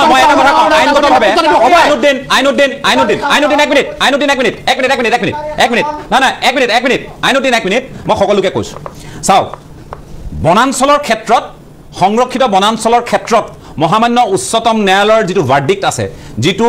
এই গোটেই বিষয়টোক লৈ যিটো নিৰ্দেশনা আছে তাত গছ এজোপা যদি পৰিও থাকে আপুনি হালি যদি পৰিও থাকে তাত বন বিভাগৰ বাহিৰে আন মানুহে গৈ সেই গছডাল কাটি আনিব নোৱাৰে ভৰি থোৱাটো দূৰৰে কথা তাত ভৰি থৈ ঘৰ বনোৱাটো আৰু দূৰৰে কথা কিন্তু আৰু দূৰৰে কথাটো সম্ভৱ হৈ আছে আৰু আমি কিয় উচতাই আছোঁ মানুহখিনি আমি কিয় এই দাবী নুতুলোঁ যে এই মানুহবোৰ ভূমিহীন হৈ আছে অত বছৰে এই মানুহখিনিৰ জৰীপ চলাব লাগে বুলি কিয় আমি আবেদন নিবেদন নকৰোঁ কিয় আমি আদালতৰ কাষ নাচাপোঁ চৰকাৰে বাৰু কৰা নাই চৰকাৰ আকুৰ গুজ কিয় চৰকাৰ আইনৰ ওচৰত দায়বদ্ধ নহয় আমি কিয় আইনৰ কাষ নাচাপিলোঁ আমি কিয় নকলোঁ কোনেও কিয় নকলোঁ যে এই অঞ্চলসমূহত মাত্ৰ 50খনমান হাইস্কুল আছে মাজুলীক বাদ দিলে চৰ চাপৰি মিলাই 102খনমান হাইস্কুলহে আছে গতিকে মাজুলীকে যদি আমি 50খনমান দি দিওঁ মই হিচাপ এটা ক'লোঁ বাকী 50খনহে থাকিল বাকী চৰ চাপৰিত গতিকে এই মানুহখিনি শিক্ষা দীক্ষাক আমি আগবঢ়াই নিওঁ কিয় সেই দাবীটো আমি উত্থাপন নকৰিলোঁ কোনো এখন চৰকাৰ কোনো এটা আমি সামাজিক সংগঠনে কিয় কথাবোৰ নকলোঁ এইবোৰ প্ৰশ্ন কৰাৰ নিশ্চয় সময় আহি পৰিছে মই নকওঁ ভাৰতীয় বিদেশী মূলৰ কি কথা মই নকওঁ কিন্তু এইটো কথাও ঠিক যে যি অঞ্চলত তেওঁলোকৰ অস্তিত্ব নাছিল সেই অঞ্চলত কিয় বসতি স্থাপন কৰিবলৈ তেওঁলোক গ'ল আৰু তাত তেওঁলোকৰ হৈ পক্ষ লোৱা মানুহবোৰ কেনেধৰণৰ চিন্তা চেতনাৰ মানুহ কিয় এই ধৰণৰ সংঘাতময় এটা পৰিৱেশৰ মাজলৈ অসমখনক লৈ যাবলৈ চেষ্টা কৰা হৈছে কিয় লখিমপুৰলৈ শ্ৰীভূমিৰ মানুহ যায় তাত গৈ বসতি স্থাপন কৰিবলৈ যত্ন কৰে তাৰ মানুহক খেদি পঠিয়ায় সত্ৰাধিকাৰক খেদি পঠিয়ায় এইবোৰ মিছা কথা নহয় কিয় জিতেন দত্তহঁতৰ দৰে যিসকল প্ৰাক্তন আলফা য'ত চৰকাৰে 350 বিঘা ভূমি দিছিল সেই 350 বিঘা ভূমিত তেওঁলোকে যেতিয়া খেতি কৰিবলৈ গ'ল নোৱাৰি কিয় উভতি আহিলে তেওঁলোকৰ গছ পুলি যিবোৰ ৰোপণ কৰা হৈছিল সেইবোৰ কিয় কাটি পেলালে নহয় এটা কথা আপুনি কি কৈছে আকৌ এবাৰ কওকচোন আপুনি কিবা এটা কৈ আছিল আইনুদ্দিন মই কৈছো যে ভাৰতীয় নাগৰিক এজন এঠাইৰ পৰা আন ঠাইলৈ যাব পাৰে নে নাই কিয় নোৱাৰে এইটো কোনে বাধা দিছে বাধা নাই দিয়া কিন্তু সেই আপুনি এটা কথা চাওক যদি জিতেন দত্তই এক মিনিট ৰ'ব যদি জিতেন দত্তই ধুবুৰীত গৈ তেওঁলোকক চৰকাৰে আবণ্টন দিয়া মাটিখিনিত গছ পুলিডাল লগাই ৰাখিব নোৱাৰে তেওঁলোকক তাৰ পৰা উৎখাত কৰা হয় তেওঁলোকে তালৈ আহিলে দুনাই ভৰি নথবি বুলি ক'ব পৰা হয় তেতিয়াহ'লে সেই ধৰণৰ পৰিৱেশ এটা সৃষ্টি কোনে কৰি আছে তেতিয়া কিন্তু আমচুৱে মাত নামাতিলে তেতিয়া আমচুৱে ক'ব পাৰিলেহেঁতেন কংগ্ৰেছেও ক'ব পাৰিলে নহয় এখন অসম ভূমি ভাই সকলোৱে থাকিব পাৰে তেওঁলোকক চৰকাৰে মাটি দিছে কাম কৰিবলৈ স্পষ্ট কৰি দিছোঁ ৰাজদীপ দা এই কথাটো স্পষ্ট কৰি দিছোঁ যে যি সময়ত চৰকাৰে শাসন ব্যৱস্থা পৰিচালনা কৰে যেতিয়া কোনো মানুহে অন্যায় কৰিছে অত্যাচাৰ কৰিছে অপৰাধ কৰিছে তাৰ বিৰুদ্ধে কঠোৰৰ পৰা কঠোৰতম ব্যৱস্থা গ্ৰহণ কৰক আমচু কোনোদিন আপত্তি কৰা নাই আজিও নকৰে কাইলৈ নকৰে কিন্তু আমি কৈছোঁ যে ভাৰতীয় নাগৰিক এজন যেতিয়া উচ্ছেদ কৰা হ'ব গোটেইখিনি আইনী ব্যৱস্থা পৰ্যালোচনা কৰি আলাপ আলোচনাৰ মাজেৰে সমস্যাটো সমাধান কৰিব পৰা যায় কিন্তু আলাপ আলোচনাৰ মাজেৰে সমস্যাটো সমাধান নকৰি পৰিকল্পিতভাৱে এজন মানুহক উচ্ছেদ কৰি আকৌ পৰিকল্পিত আগ্ৰাসন হৈছে নেকি নহয় একে সময়ত এইটো প্ৰশ্নটো উত্থাপন কৰিব নহয় আজি মই কৰা প্ৰশ্ন নহয় আইনুদ্দিন মই কৰা প্ৰশ্ন নহয় চাওক আইনুদ্দিন এটা কথা মই আপোনাক কওঁ যে এইটো মই কৰা প্ৰশ্ন নহয় উজনি অসমত আপুনি ভিন্নজন ব্যক্তিক লগ ধৰকচোন আপুনি গম পাব আইনুদ্দিন যে তেওঁলোকে কৈছে পৰিকল্পিত আগ্ৰাসনো ক'ৰবাত চলিছে নেকি এই প্ৰশ্ন আমাৰ নহয়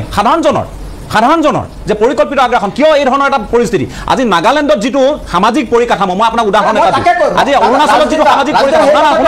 আপুনি শুনক বুজি পাব আপুনি জনা বুজা আপুনি এগৰাকী আইনৰ ছাত্ৰ আপুনি বুজি পাব নাগালেণ্ডত কন্যাসকল কেৱল মন জিলাতে কিয় থাকে নাগালেণ্ডত লংলেঙতে কিয় ফোমসকল থাকে মোককচাঙতে কিয় আওসকল থাকে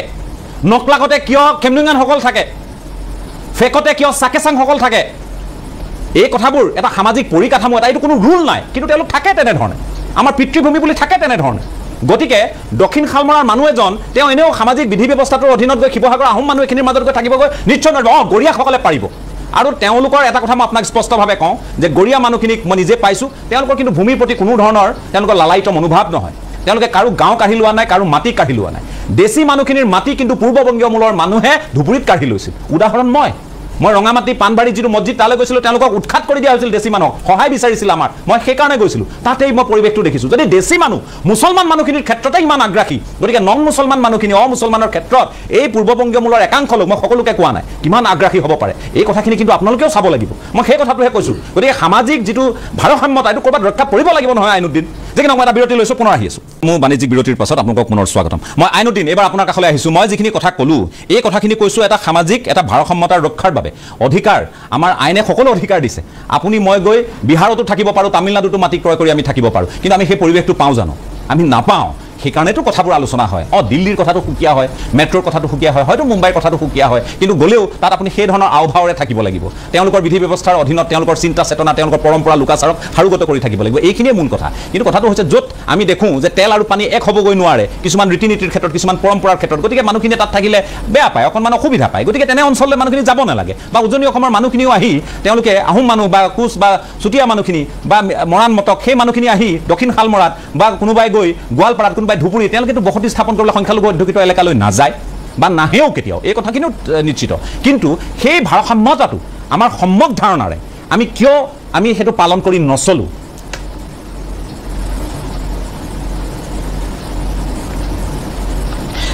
ৰাজদীপ দা আপুনি খুব গুৰুত্বপূৰ্ণ আৰু যুক্তিপূৰ্ণ কথা উল্লেখ কৰিছে আৰু তাৰ কাৰণে মই আমচুৰ এজন দায়িত্বশীল ব্যক্তি হিচাপে মই আজি অসমবাসী ৰাইজক স্পষ্টভাৱে ক'ব বিচাৰিছোঁ যে ভাৰসাম্য ৰক্ষা কৰাটো অতিকে প্ৰয়োজনীয় প্ৰত্যেকটো জাতি জনগোষ্ঠীৰ নিজস্ব কালচাৰ আছে নিজস্ব ৰীতি নীতি আছে আচাৰ ব্যৱহাৰ আছে আৰু সেইটো কেতিয়াও বাধাৰ সৃষ্টি হ'ব নালাগে সেইটো আমি বিচাৰিছোঁ কিন্তু আমাৰ কথাটো হৈছে এনেকুৱা যে যেতিয়া সেই মানুহখিনি তাতে অবৈধভাৱে বসতি স্থাপন কৰা আৰম্ভ কৰিছিলে সেই সময়ত থকা জিলা প্ৰশাসনে বসতি স্থাপন কৰিছে 2 নম্বৰ কথা কৈছে যিসমূহ বসতি স্থাপন কৰিছিলে আৰু য'ত বসতি স্থাপন কৰিছে যদি তেনেকুৱা কোনো অপৰাধজনিত ঘটনা সংঘটিত হৈ আছে যদি সেই মানুহখিনিয়ে সেই অঞ্চলৰ মানুহবিলাকৰ লগত যদি সংঘাতত লিপ্ত হৈছে তাতে আইনগতভাৱে কঠোৰ ব্যৱস্থা গ্ৰহণ কৰক আমচুৰ পূৰ্ণ সমৰ্থন আছে কিন্তু এটা কথা আপোনালোকক কওঁ যে মানুহ এজন ভাৰতীয় নাগৰিক তেওঁ এটা জায়গাত বহি আছে 20 পৰা 30 বছৰ 40 বছৰ 50 বছৰ তাক হঠাৎকে যদি আপুনি উঠাই দিয়ে তেওঁৰ পৰিয়াল আছে তেওঁৰ বাচ্চা আছে সেই মানুহখিনিৰ এটা অসহায় অৱস্থা থাকিব তো গতিকে মানৱীয় যিটো অধিকাৰ মানুহৰ যিটো অধিকাৰ থাকে ফাণ্ডামেণ্টেল যিটো ৰাইট থাকে এজন চিটিজেনৰ যিখিনি অধিকাৰ থাকে সেই অধিকাৰখিনি আদায় কৰি দিয়া দায়িত্বটো কাৰ সেইটো কল্যাণকামী ৰাষ্ট্ৰৰ কল্যাণকামী ৰাজ্য চৰকাৰৰ গতিকে মুখ্যমন্ত্ৰী ডাঙৰীয়া সেইকাৰণে আমি কৈছোঁ যে য'ত আপোনালোকে ভাবিছে যে এইখিনি মানুহ ইলিগেলি ইয়াতে বহিছে সেই মানুহখিনি যুগ ধৰি যিহেতু বহি আছে তেওঁলোকক যদি তাৰ পৰা উচ্ছেদ কৰিব লাগে আলাপ আলোচনাৰ মাজেৰে দল সংগঠনৰ লগত আলোচনা কৰি স্থানীয় ব্যক্তিৰ লগত আলোচনা কৰি সেইখিনি মানুহক সেটেল কৰক আমাৰ কোনো আপত্তি নাই কিন্তু আপত্তিটো হৈছে এইটো যে তাতে দাদা যিটো বুলডোজাৰ ৰাজনীতি যিটো আৰম্ভ কৰিছে হিমন্ত বিশ্ব শৰ্মাৰ চৰকাৰে সেই বুলডোজাৰ ৰাজনীতিৰ আমি বিৰোধী যিটো গুলিকাণ্ড সংঘটিত কৰি এটা ৰাজনৈতিক এটা পেনিক সৃষ্টি কৰিব সংখ্যালঘু মানে সংখ্যা মুখ্যমন্ত্ৰী ডাঙৰীয়া যিটো কয় যে আমি অমুকৰ মুখ্যমন্ত্ৰী নহয় তমুকৰ মুখ্যমন্ত্ৰী নহয় সেই কথাবিলাকে আমি বিৰোধ কৰিছোঁ সেই কথাবিলাকে আমি স্পষ্টভাৱে কৈছোঁ যে মুখ্যমন্ত্ৰী ডাঙৰীয়া ৰাজধৰ্ম পালন কৰক মুখ্যমন্ত্ৰী ডাঙৰীয়া হিটলাৰী বনাঞ্চল যিটো মুক্ত কৰিছে এই বনাঞ্চল মুক্ত কৰাটো ৰাজধৰ্ম পালন হয় নে নহয় মুখ্যমন্ত্ৰী ডাঙৰীয়া যিটো বনাঞ্চল মুক্ত কৰাটো আইনুদ্দিন বনাঞ্চল মুক্ত কৰাটো ৰাজধৰ্ম পালন কৰা হয় নে নহয় দাদা বনাঞ্চল পুনৰ্বাসনটো ৰাজধৰ্ম পালন কৰি হোৱা নাই পুনৰ্বাসনৰ ক্ষেত্ৰত মুক্ত কৰিব লাগে অকল সংখ্যালঘু জনগণ য'ত বসবাস কৰি আছে তাতে মুক্ত কৰিব লাগে নে বাকী য'ত বনাঞ্চল বেদখল হৈ আছে তাতে সেইখিনি মুক্ত কৰিব লাগে সেইকাৰণে আমি আমচু বৰপেটা ধুবুৰীৰ পৰা ওলাই আহক আপোনালোকে অসমৰ সংগঠন আপোনালোকে বৰপেটা ধুবুৰীৰ পৰা ওলাই আহক দিগবৈত হৈ আছে বেদখল মুক্ত মই এটা কথা সুধি নহয় আইনুদ্দিন চাওক আমি যিটো দেখি আছোঁ আপোনালোকে আমি বাতৰি কৰি আছোঁ ডিগবৈত খিলঞ্জীয়া মানুহক উচ্ছেদ কৰা হ'ল দেই সেই সময়ত না আমচু না সদৌ অসম ছাত্ৰ সন্থা কোনেও মাত নামাতিলে তাত কাৰণ সেইখিনিত ৰেলৱেৰ মাটি তেওঁলোক আছিল তেওঁলোকক তাৰ পৰা উচ্ছেদ কৰা হ'ল তাত উচ্ছেদ কৰা হৈছে কেতিয়াবা মৰিয়নিত উচ্ছেদ চলে আমি দেখি থকা কথাবোৰ কৈ আছোঁ এতিয়া ধেমাজিত চলে উচ্ছেদ গতিকে উচ্ছেদ যে অকল সংখ্যালঘুক টাৰ্গেট কৰিয়েই বা পূৰ্ববংগীয় বা মুছলমান লোকক টাৰ্গেট কৰিয়ে চলে বুলি কিয় আপোনালোকে কথাখিনি ক'বলগীয়া হৈছে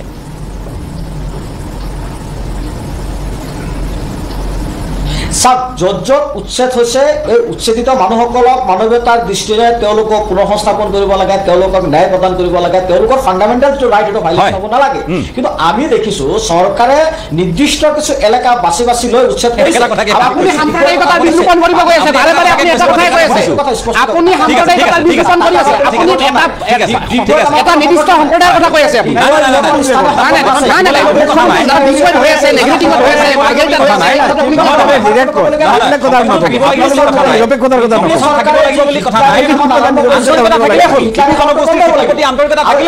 হিটলাৰে শাসন যদি বন্ধ নকৰে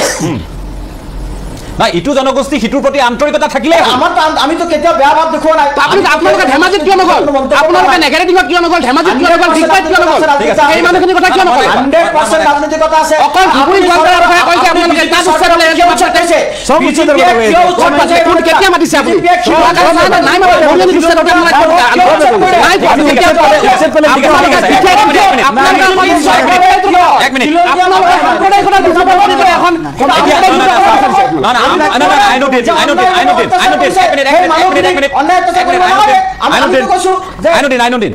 এটা কথা মোক মই এই আহ্বানটো আপোনালোকৰ পৰা জানিব খুজিম বা আপোনালোকে কৰিবনে নকৰে মই জানিব খুজিম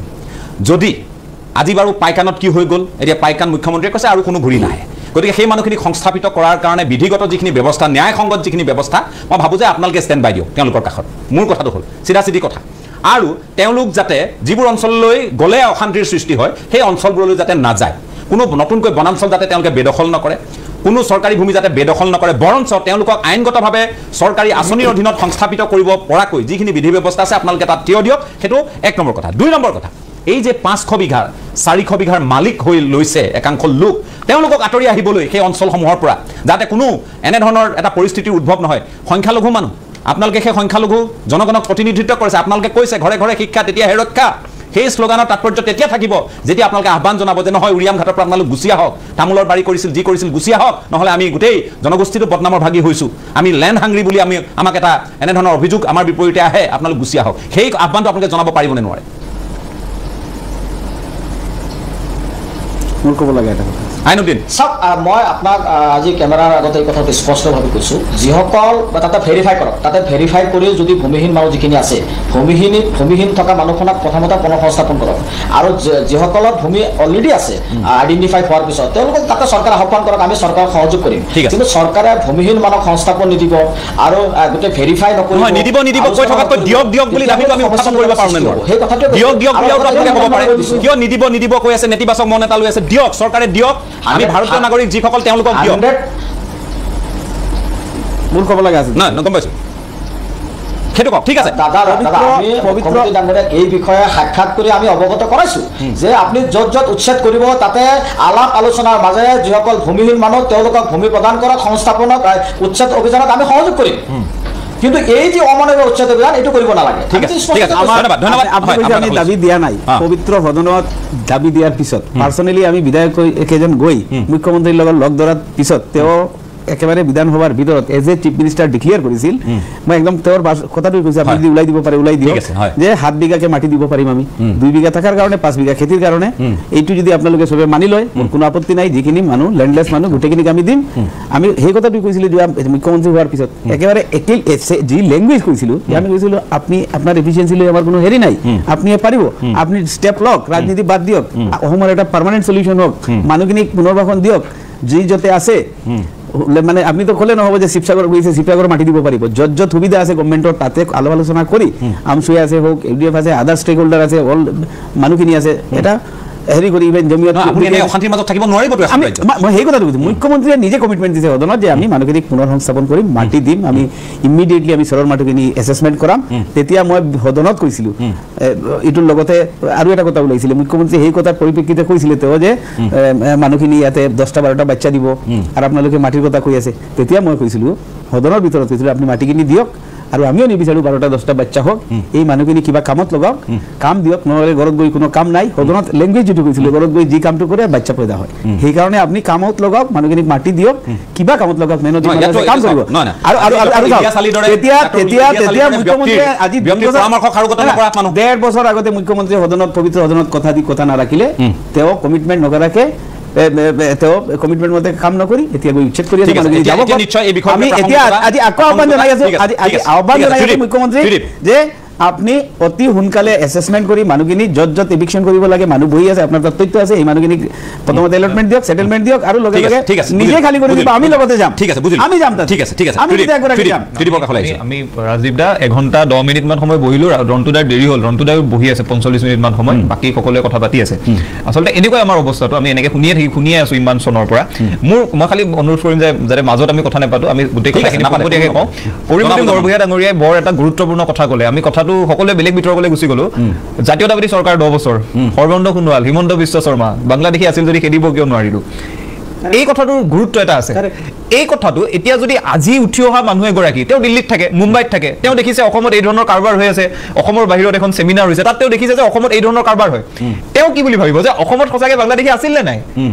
আমাৰ ৰাজনৈতিক শ্ৰেণীটোৰ ব্যৰ্থতা এয়াই যে আমি আজিলৈকে অসমত বাংলাদেশী আছে বুলি ইমানবোৰ তথ্য থকাৰ পাছতো এজনো দুজনো মানুহ খেদি এনেকুৱা এটা কাৰবাৰ কৰিব নোৱাৰিলোঁ যাৰ বাবে আজি মানুহে ক'বলৈ সাহস কৰি ইয়াত সঁচাকৈ আছে নাই বাংলাদেশী এইটো কম দুঃসাহস হয় খাব এইটো দুঃসাহস কম আছেতো আছে অন ৰেকৰ্ড না আপুনি কল্পনা কৰকচোন দিল্লীত কোনোবা মোৰ বয়সৰ ল'ৰা এজনে অসমৰ পৰিস্থিতিটো যেতিয়া চায় তেওঁ যেতিয়া দেখে যে অসমত মানুহে অসমৰ কথাচোন মানুহে এনেকৈ কয় যে ইয়াত সংখ্যালঘু অত্যাচাৰ কৰা হয় আৰু চৰকাৰৰ দৃষ্টিভংগীবোৰচোন এনেকুৱা এই কথাবোৰ আংশিকভাৱে সত্যও সিটো ভাবিব যে ইহঁতে এনেই ইয়াত কাজিয়া পেচাল কৰি আছে ইয়াতো বাংলাদেশী নাই ইহঁতে খেদিবই পৰা নাই আমাৰ ৰাজনৈতিক শ্ৰেণীটোৰ ব্যৰ্থতা এয়াই যে আমি 1945 চনৰ পৰা বাংলাদেশী বুলি চিঞৰিলোঁ খেদিব নোৱাৰিলোঁ আৰু খেদিব নোৱাৰাৰ কাৰণে এতিয়া বিপদত এই মানুহবোৰ নপৰিলোঁ সকলোৰে 60-50 বছৰ নাই হোৱা বিপদত পৰিম আমি আমাৰ প্ৰজন্মটোৱে উশাহ ল'ব পৰাকৈ অসমখন লাগিব নাই আমি বিপদত তাত পৰিম দ্বিতীয় কথাটোলৈ আহোঁ এই যে অবৈধ বেদখলৰ কথা তেতিয়াৰ পৰা আপুনি কৈ আছে হৰিশংকৰ বৰ্মই ক'লে কি বুলি বেদখল সদায় পূৰ্ব পৰিকল্পিত সংগঠিত আৰু পৰ্যায়গতভাৱে আগবাঢ়ে এই কথা স্পষ্ট কথা এটা এইটো আৰু লোকঢাক একো নাই কংগ্ৰেছৰ দিনত তেওঁলোকে উচ্চতনি দিলে কংগ্ৰেছে উচ্চতনি দিলে কংগ্ৰেছৰ উচ্চতনিৰ সময়ত বেদখল হ'ল কংগ্ৰেছে একো নকৰিলে ভোট বেংকটো সংৰক্ষিত কৰিলে এইবিলাক মুকলি কথা স্পষ্ট কথা তাত আৰু লোকঢাক কৰি লাভ নাই আইনদিন সকলোকে সন্দেহ কৰাটোতো ভাল কথা নহয় এতিয়া নহয় ৰাজদীপ দা উচ্চতম ন্যায়ালয় চৰকাৰে তেওঁ যিকেইটা ৰাইডাৰৰ কথা কৈ অমানৱীয় বুলি কৈ আছে তেওঁ যে কৈ আছে অমানৱীয় উচ্ছেদ মোৰ তেওঁৰ লগত বিৰোধ নাই মোৰ তেওঁৰ বহু কথাত সমৰ্থন আছে তেওঁ যে অমানৱীয় বুলি কৈ আছে কিহৰ ভিত্তিত কৈ আছে উচ্চতম ন্যায়ালয়ৰ ভিত্তিত উচ্চতম ন্যায়ালয়ৰ ন্যায়াধীশগৰাকীক এতিয়া তেওঁ উচ্চতম মানে তেওঁ সৰ্বানন্দ সোণোৱালৰ গোচৰটো স্পষ্ট কথা হয় নহয় যে অসমত এক্সটাৰ্নেল এগ্ৰেশ্যন হৈছে ইণ্টাৰনেল ডিষ্টাৰবেঞ্চ হৈছে স্পষ্ট কথা তাত লোকঢাক কৰি থাকি লাভ নাই এইবোৰ স্পষ্টকৈ পাতিব লাগে এতিয়া মোৰ কথাটো হৈছে মই কি ক'ব খুজি আছিলো মইতো আইনুদ্দিন দাক বিৰোধ কৰাই নাই মোৰ কথাটো হৈছে ভাৰতীয় জনতা পাৰ্টিৰ চৰকাৰখনে এই গোটেই কাম কাজত যদি কোনো নীতি নিয়ম মনা নাই এই কথাবোৰ স্পষ্টকৈ আলোচনা হওক কংগ্ৰেছে কৰা ভুলবোৰৰ কথা স্পষ্টকৈ আলোচনা কৰা হওক এইবোৰত আমাৰ সোমাবলগীয়া নাইতো অসমৰ খিলঞ্জীয়া মানুহৰ আমাৰ কথা হৈছে অসমত আমি জীয়াই থাকিব পাৰিব লাগে আৰু ৰাজনীতিকৰণ কৰি জেনুইন বিষয়টো এই যে জেনুইন বিষয় এটা হয় নহয় অসমত যে বিদেশী আছে এটা জেনুইন কথা ৰাজনীতিকৰণ কৰি কোনোবাই নিৰ্বাচন জিকাৰ কাৰণে এই গোটেই কাৰোবাৰটো এনেকুৱা পৰ্যায়লৈ নিব নালাগে যাতে দিল্লীত থকা মূৰ বয়সৰ মানুহে প্ৰশ্ন কৰে যে অসমত সঁচাকৈ বিদেশী আছে নাই কাৰণ এই আটাইবোৰ মানুহ ব্যৰ্থ মানুহটো আপুনি সেই কথাটো মুকলিকে ক'ব লাগিব কংগ্ৰেছৰ কথা আমি যেনেকৈ পাতিছোঁ সমানে ব্যৰ্থ কোন বিজেপি সমানে ব্যৰ্থ নহয় 2018 চনত কমিটিৰ প্ৰতিবেদন গ'ল 2018 পৰা প্ৰতিবেদনবিলাক তেওঁলোকে কাৰ্যকৰী নকৰে নেখেদে বিদেশী এজন টপ মোষ্ট প্ৰায়ৰিটি বুলি কৈছে গতিকে এই কথাবোৰক লৈ মূৰ বয়সৰ মানুহৰ দুখ এটাই এই 50 বছৰ 60 বছৰীয়া মানুহবোৰে ৰাজনীতি কৰি কৰি অসমখন খালে এওঁলোকে এতিয়া অবৈধ উচ্ছেদ আজি উচ্ছেদ খেদিব গৈছে উচ্চতনি দিয়া মানুহবোৰতো আমাৰ ৰাজনৈতিক দলৰে নেতা এই গোটেই কামবোৰতো অসমৰ মানুহে কৰি আছে নাই অসমৰ মানুহে ভোটৰ চাৰ্টত কৰি আছে বিপদত কোন পৰিছে বিপদত পৰিছে মই ৰন্তুপানী ফুকন ডাঙৰীয়াৰ নিচিনা আমাৰ নিচিনা অসমৰ খিলঞ্জীয়া মানুহবোৰ বিপদত পৰিছে আৰু আমি বিপদত পৰি এনেকুৱা এটা পৰ্যায়ত আজি ৰাষ্ট্ৰৰ সন্মুখত মুখ ওলাব লগা হৈছে যে দিল্লী মুম্বাইৰ মানুহে আমাক সুধিছে এই যে কনভেনশ্যনবিলাক হয় দিল্লী মুম্বাইৰ কথা গুলি মাৰক না আপুনি আপোনাক আন্তঃৰাষ্ট্ৰীয় পৰ্যায়ত আপুনি জেনোফবিক বুলি কয় হ'ল আপুনি সোধে সঁচাকৈ অসমত বিদেশী আছে নাই ইয়াতকে লাজ লগা কথা মই ভাবো অসমত নাই গতিকে মই শেষ বাক্য এটা বাক্যত শেষ কৰি দিম মোৰ কথাটো একেবাৰে স্পষ্ট মানুহে ৰাজনীতি কৰক ইলেকশ্যন জিকক চৰকাৰ সলনি হৈ থাকক অসমৰ জেনুইন বিষয়টো সমাধান হোৱাৰ বাট কিন্তু এটাই এনআৰচিখন হ'ব লাগিব ক্লজ 6টো দিব লাগিব আৰু সমান্তৰালভাৱে অসমৰ অবৈধ যিখিনি বেদখল জৰীপ কৰি এই গোটেই কথাবোৰ পদ্ধতিগতভাৱে কৰিব লাগিব কালি পৰহি হিন্দী চিনেমাৰ নিচিনা কাৰবাৰ কৰি থাকিলে আমি জীয়াই থাকিব দাবাংগিৰি নহ'ব মই এটা বিৰতি লওঁ 1 মিনিটৰ বিৰতি আহি আছোঁ পুনৰ স্বাগতম পদ্ধতিগতভাৱে কথাবোৰ হৈ আহিছে মই আপোনালোকৰ সামৰণিত কিছু তথ্য দিম ৰন্তুপানী ফুকনো আমাৰ সৈতে আছে ৰন্তু মই আপোনাৰ কাষলৈ আহিছোঁ এতিয়া কথাটো হৈছে যে আমি যি ধৰণে আজি আমি দেখিছোঁ ভিন্ন প্ৰান্তত আজি নেহেৰী বিলত আজি বহু স্থানীয় যুৱকে তেওঁলোকে চৰকাৰ প্ৰশাসনক সহায় কৰিছে যাতে কোনো ধৰণৰ উত্তেজনা বিয়পি নপৰে শান্তিপূৰ্ণভাৱে যাতে হয় তেওঁলোকে তাৰ বাবে অহোপুৰুষাৰ্থ কৰিছে একেধৰণে আমি ৰাজ্যৰ ভিন্ন প্ৰান্তত আমি দেখিছোঁ লখিমপুৰতো আপুনি এই গুণগুণ চেতিয়াৰ প্ৰসংগটোক বাদ দি তাত অকণমান ৰাজনীতি সোমালে বুলি ভিন্নজনে অভিযোগ উত্থাপন কৰিব খোজে সেইখিনি সঁচা মিছা আমি অখিল গগৈৰ দুটামান ভিডিঅ' চালে গম পাম যে কি নহওক গতিকে তাতো কথাখিনি তেনেধৰণেই তাপ মাৰিলে কিন্তু ইয়াৰ বিপৰীতে আমি এতিয়া দেখিছোঁ যে গৰুখুটিত হওঁতেও এনেকুৱা ইয়াত হওঁতেও তেনেকুৱা কিন্তু এই মানুহখিনি কোনোবাই যে ক'ৰবাত ওচৰতে এই কথাখিনি খাটাং এই কথাখিনি একেবাৰে খাটাং আৰু আপোনালোকে চাব যে সেই সময়ত ভূপেন বৰাই প্ৰদেশ কংগ্ৰেছৰ সভাপতিয়ে তেওঁ একেবাৰে চোলা ফালি তেওঁ প্ৰতিবাদ কৰিছিল গতিকে তুষ্টিকৰণৰ এটা সীমা নিশ্চয় থাকে আৰু এই তুষ্টিকৰণৰ সীমা ক'ৰবাত নিজৰ ভোটৰ অংকত কংগ্ৰেছে হয়তো পাহৰি পেলাইছে মই আপোনাৰ কাষলৈ আহিছোঁ শেষ মন্তব্য এটা বস্তু আপুনি কোনো ডিমত নাই যে এই যে বেদখল হয় ই সদায় এটা পৰিকল্পিত ৰূপত আৰু পদ্ধতিগত ৰূপতে হয় তাত ক'বলৈ কোনো ডিমত নাই এতিয়া চাওক ইমান দীঘলীয়া সময় তেওঁলোকে যেতিয়া বেদখল কৰি তাত আছে তেতিয়াহ'লে তেওঁলোকৰ বেকত যদি পিছফালে যদি এটা প্ৰভাৱশালী চক্ৰ নাথাকে ৰাজনৈতিক আশীৰ্বাদপুষ্ট যদি কিছু ব্যক্তি প্ৰভাৱশালী ব্যক্তি নাথাকে তেতিয়াহ'লে কেনেধৰণে বেদখল হ'ব আজি ইমান বছৰৰ পৰা হৈ থকা এই যে বনাঞ্চলবিলাক আপুনি বেদখল কৰিছে বা বিভিন্ন চৰকাৰী ভূমি যেনেধৰণে বেদখল কৰিছে তাত কি সেই জিলাবিলাকৰ ডিচি নাই নেকি তাত SDC নাই নেকি বা তাৰ ৰেঞ্জাৰ হওক বা DFOবিলাক নাই নেকি থকাৰ পিছতো তেওঁলোকে কিয় নকৰে এতিয়া যিখন চৰকাৰে কৰিবলৈ বিচাৰিছে মই কোনোবাখিনি সেইকাৰণে চৰকাৰখনক এই কথাবিলাকে ক'ব বিচাৰোঁ যে চৰকাৰখনে ৰাজনৈতিক নিজৰ ন্যস্ত ৰাজনৈতিক স্বাৰ্থৰ ঊৰ্ধত থাকি সঁচাকৈ খিলঞ্জীয়া মানুহক আশ্বস্ত কৰিবৰ কাৰণে তেওঁলোকে কাম কৰিব লাগিব আৰু প্ৰত্যেকটো কাম অত্যন্ত দায়বদ্ধতাৰে আৰু তেওঁলোকে অত্যন্ত আন্তৰিকতা আৰু সদিচ্ছাৰে গোটেই প্ৰক্ৰিয়াটো তেওঁলোকে আগবঢ়াই লৈ যাব লাগিব কিন্তু এতিয়া তেওঁলোকে যদি কি কৰে যোৱা সময়ছোৱাত তেওঁলোকে নকৰি এতিয়া অলপ আগত আমাৰ TDP এষাৰ কথা কৈছে যে প্ৰত্যেকখন চৰকাৰে সদায় এইবাৰ চৰকাৰখন আহোঁতে তেওঁলোকে শৰাইঘাটৰ শেষ ধৰণৰ কথা ক'লে তেওঁলোকে জাতি মাটি ভেটি সুৰক্ষাৰ কথাবিলাক ক'লে বা যোৱা সময়ত সদায় চাব আপুনি বাংলাদেশী মুক্ত এখন অসমৰ কথা তেওঁলোকে ক'লে যে দীঘলীয়া সময় যেতিয়া এই সমস্যাটোক জীয়াই ৰাখিলে এতিয়া 85 চনৰ মোৰ দেউতাই সময়ত ৰাস্তাত আন্দোলন কৰিছিলে এটা কথাই যে আহিবলগীয়া 90 বছৰ জাতিটো নাথাকে জাতিটো ভাষিকভাৱে অকল সাংস্কৃতিকভাৱে আমি বিপদাপন্ন হৈ যাম জাতিটো অস্তিত্বৰ পৰা লোপ হৈ যাব গতিকে এটা অহেতুক এটা ভয় আমাক ক্ৰিয়া কৰি থাকিলে যাৰ কাৰণে ৰাজপথত আন্দোলন কৰিলে 85 চনৰ পিছত আমি পুনৰ একেই ৰাজপথত বাংলাদেশী হুঁচিয়াৰ বিদেশী হুঁচিয়াৰ বুলি আমি একেই ধ্বনি দি আমাৰ 90 বছৰ পিছত আকৌ মানে এটা জাতিটো নাথাকে পুনৰ এই পৰম্পৰা এই প্ৰক্ৰিয়া আন্দোলনমুখী যাত্ৰাটো কি অনাদি অনন্ত কাললৈকে চলি থাকিব কাইলৈ মোৰ লৰাই চলিব নেকি গতিকে চৰকাৰখনৰ যিটো দায়িত্বৰ কৰ্তব্য আমি বিচাৰো এটা হিমন্ত বিশ্ব শৰ্মাই মানুহৰ মাজত এৰি দিছে যে মই আছো কাৰণে এইখিনি হৈ আছে মই নাথাকিলে কি হ'ব যদি বিজেপি চৰকাৰখনে বিচাৰে যে আজি দেখিছে যে যিখন সন্দেহযুক্ত নাগৰিক বুলি কওঁ আজি উজনি অসমৰ মানুহৰ প্ৰেক্ষাপটলৈ যায় সামগ্ৰিকভাৱে অসমৰ প্ৰেক্ষাপটলৈ যদি আপুনি চায় তেতিয়াহ'লে সন্দেহযুক্ত নাগৰিকৰ প্ৰতি বা বাংলাদেশী মূলৰ মানুহখিনিৰ পৰা পূৰ্ববংগীয় মুছলমানৰ যিটো আধিপত্যবাদ যিটো প্ৰভুত্ব তেওঁলোকে খটাব বিচাৰে তাৰ কাৰণে আমাৰ খিলঞ্জীয়া মানুহখিনি সঁচাকৈ কোনোবাখিনি ভীতিগ্ৰস্তভাৱে থাকে শংকাত থাকে তেওঁলোকৰ আগ্ৰাসী ৰূপটোৰ পৰা যাতে আমি বাচিব পাৰোঁ তাৰ এটা সমাধান তৈয়াৰ কৰিবৰ কাৰণে চেষ্টা কৰে এতিয়া তেওঁলোকে ৰাজনৈতিক উদ্দেশ্য প্ৰণোদিতভাৱে যদি বিজেপি চৰকাৰখনে কৰিবলৈ যায় সেই পৰ্যায়ত যিবিলাক জেগাত এতিয়া উচ্ছেদ কৰিছে তাত যদি তেওঁলোকৰ ভোটৰ সংখ্যাটো কমাবৰ কাৰণে বা বেলেগ এটা জেগাত গৈ তেওঁলোক সংস্থাপন কৰি আহিবলগীয়া নিৰ্বাচনী বৈতৰণি যদি পাৰাবৰ কাৰণে চেষ্টা কৰে আৰু এটা ভয় যদি এটা বাৰ্তা দি থৈ যায় যে যদি বিজেপি চৰকাৰ নাহে তেতিয়াহ'লে পুনৰ যদি বেলেগ চৰকাৰে তেতিয়া এই মানুহখিনি আকৌ উৎপাত বাঢ়িব আকৌ খিলঞ্জীয়া মানুহৰ ওপৰত যদি বৰমতা হ'ব ধৰণে এনেকুৱা এটা যদি বাৰ্তা তেওঁলোকে চলাই নিব বিচাৰে তেতিয়াহ'লে চৰকাৰখনৰ সদিচ্ছাৰ প্ৰতি তেওঁলোকৰ এইজন যিটো ভূমিকা সততাৰ প্ৰতি কিন্তু সদায় এটা প্ৰশ্ন ঠিক আছে মই সকলোকে ধন্যবাদ জনাইছোঁ মই অকণমান সময় লওঁ হয় 1 মিনিট নহয় মোৰ সময় নাই আপুনি 30 ছেকেণ্ড লওক ঠিক আছে আপনি যে কথাটো কৈছে একেবাৰে সঁচা কথা ৰাজ্যৰ গভৰ্ণমেণ্টৰ প্ৰতি কোনো আস্থাই নাই খিলঞ্জীয়া মানুহৰ লগত মোৰো বহুত ফ্ৰেণ্ডশ্বিপ আছে মই আপাৰত বিজনেছ কৰিছোঁ 10 ইয়াৰ্ছ মানুহৰ এটাই কথা ইলেকশ্যনৰ 6 মাহ আগতে কিয় এইবিলাক উচ্ছেদ নাটক আৰম্ভ কৰিছে এতিয়া ইলেকশ্যনৰ আগত কিয় ফ্ৰম ডে ওৱান প্ৰথম দিনৰ পৰা মুখ্যমন্ত্ৰীয়ে কিয় এইটো পৰিকল্পিতভাৱে কৰা নাই ইলেকশ্যনৰ আগত কিয় এইবিলাক কৰি আছে অনলি বিকজ অফ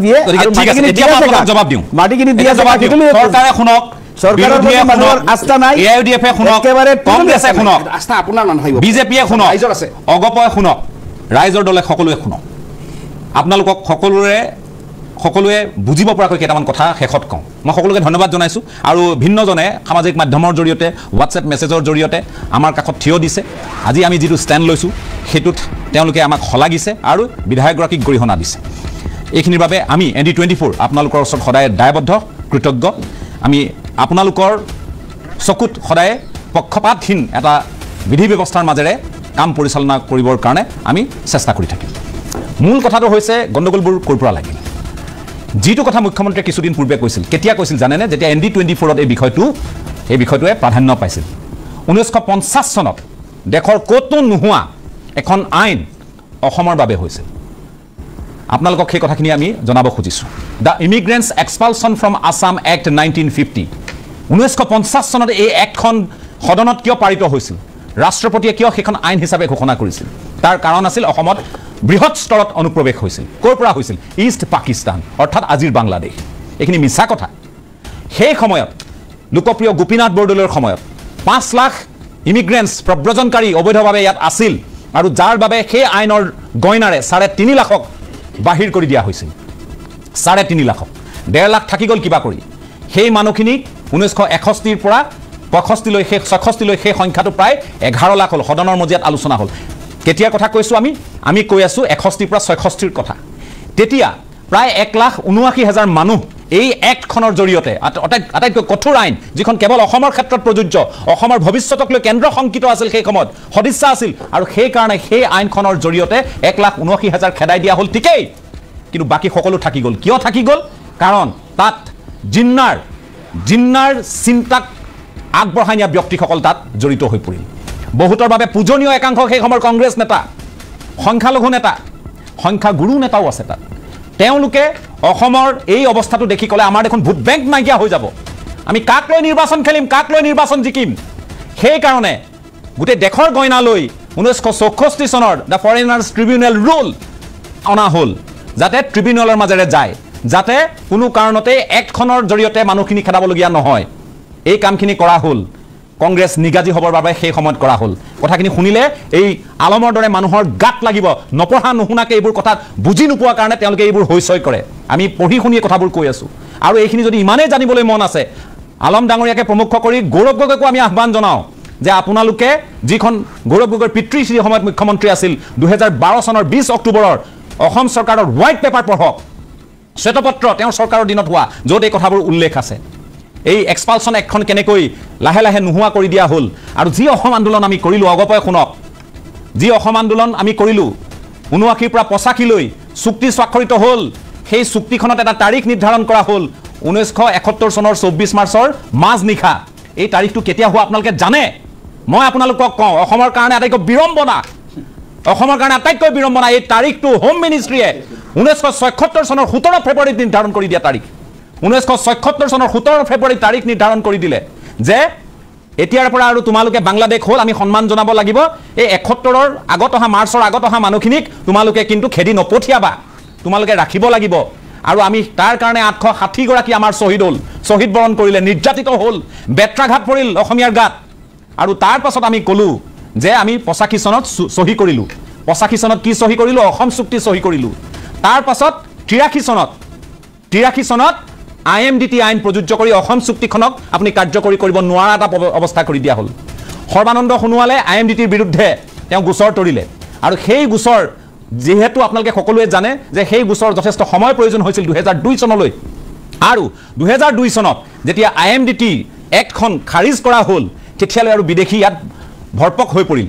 বাংলাদেশী আছেনে নাই অসমৰ ৰাইজে জানে কাগজে পত্ৰই বাংলাদেশী নোহোৱা কৰি দিব পাৰিম আমি কিন্তু আক্ষৰিক অৰ্থত বাংলাদেশী আছেনে নাই অসমৰ মানুহে জানে এতিয়া কথাটো হ'ল যে তেতিয়া এই এক্টখন সেইখন কাৰ্যকৰী কৰিবলৈ কোৱা হ'ল সেই সময়ত ২০০২ চনত কাৰ চৰকাৰ আছিল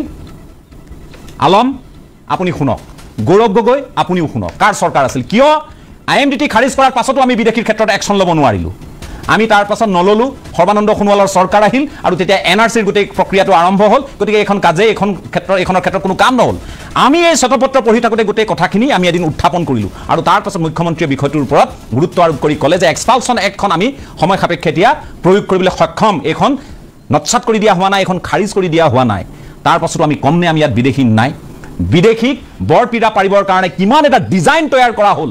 কাৰ আমলত তৈয়াৰ কৰা হ'ল অগপও দায়ী কংগ্ৰেছো দায়ী এই কথাখিনি ক'ব লাগিব ভাৰতীয় জনতা পাৰ্টীৰ চৰকাৰে যদি এই ক্ষেত্ৰত এতিয়াও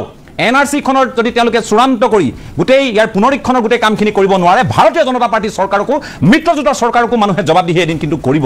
অসমৰ মানুহৰ লগত এই ধৰণে হেতালি আপোনালোকে খেলিব নোৱাৰিব নিৰ্বাচনৰ বাবে খিলঞ্জীয়াৰ নাম ব্যৱহাৰ কৰিলেই নহ'ব খিলঞ্জীয়াৰ পক্ষত সঠিকভাৱে অৱস্থান কৰিব লাগিব সেইখিনি কথা মই সকলোকে ক'লোঁ কাৰোবাৰ গাত লাগিব পাৰে গাত লাগিলে উপায় নাই এইবোৰে চৰম সত্য লিপিবদ্ধ সত্য এইবোৰ ইতিহাসৰ সত্য এই কথাখিনিক যিয়ে নৎসাত কৰিব সিয়ে জানিব যে তাৰ নিজৰ অভিষ্ট সিদ্ধিৰ বাবেহে কাম কৰি আছে অসমৰ ৰাইজৰ বাবে কাম কৰি থকা নাই মই সকলোকে পুনৰবাৰ ধন্যবাদ জ্ঞাপন কৰি আজি কথাবোৰ দীঘলীয়াকৈ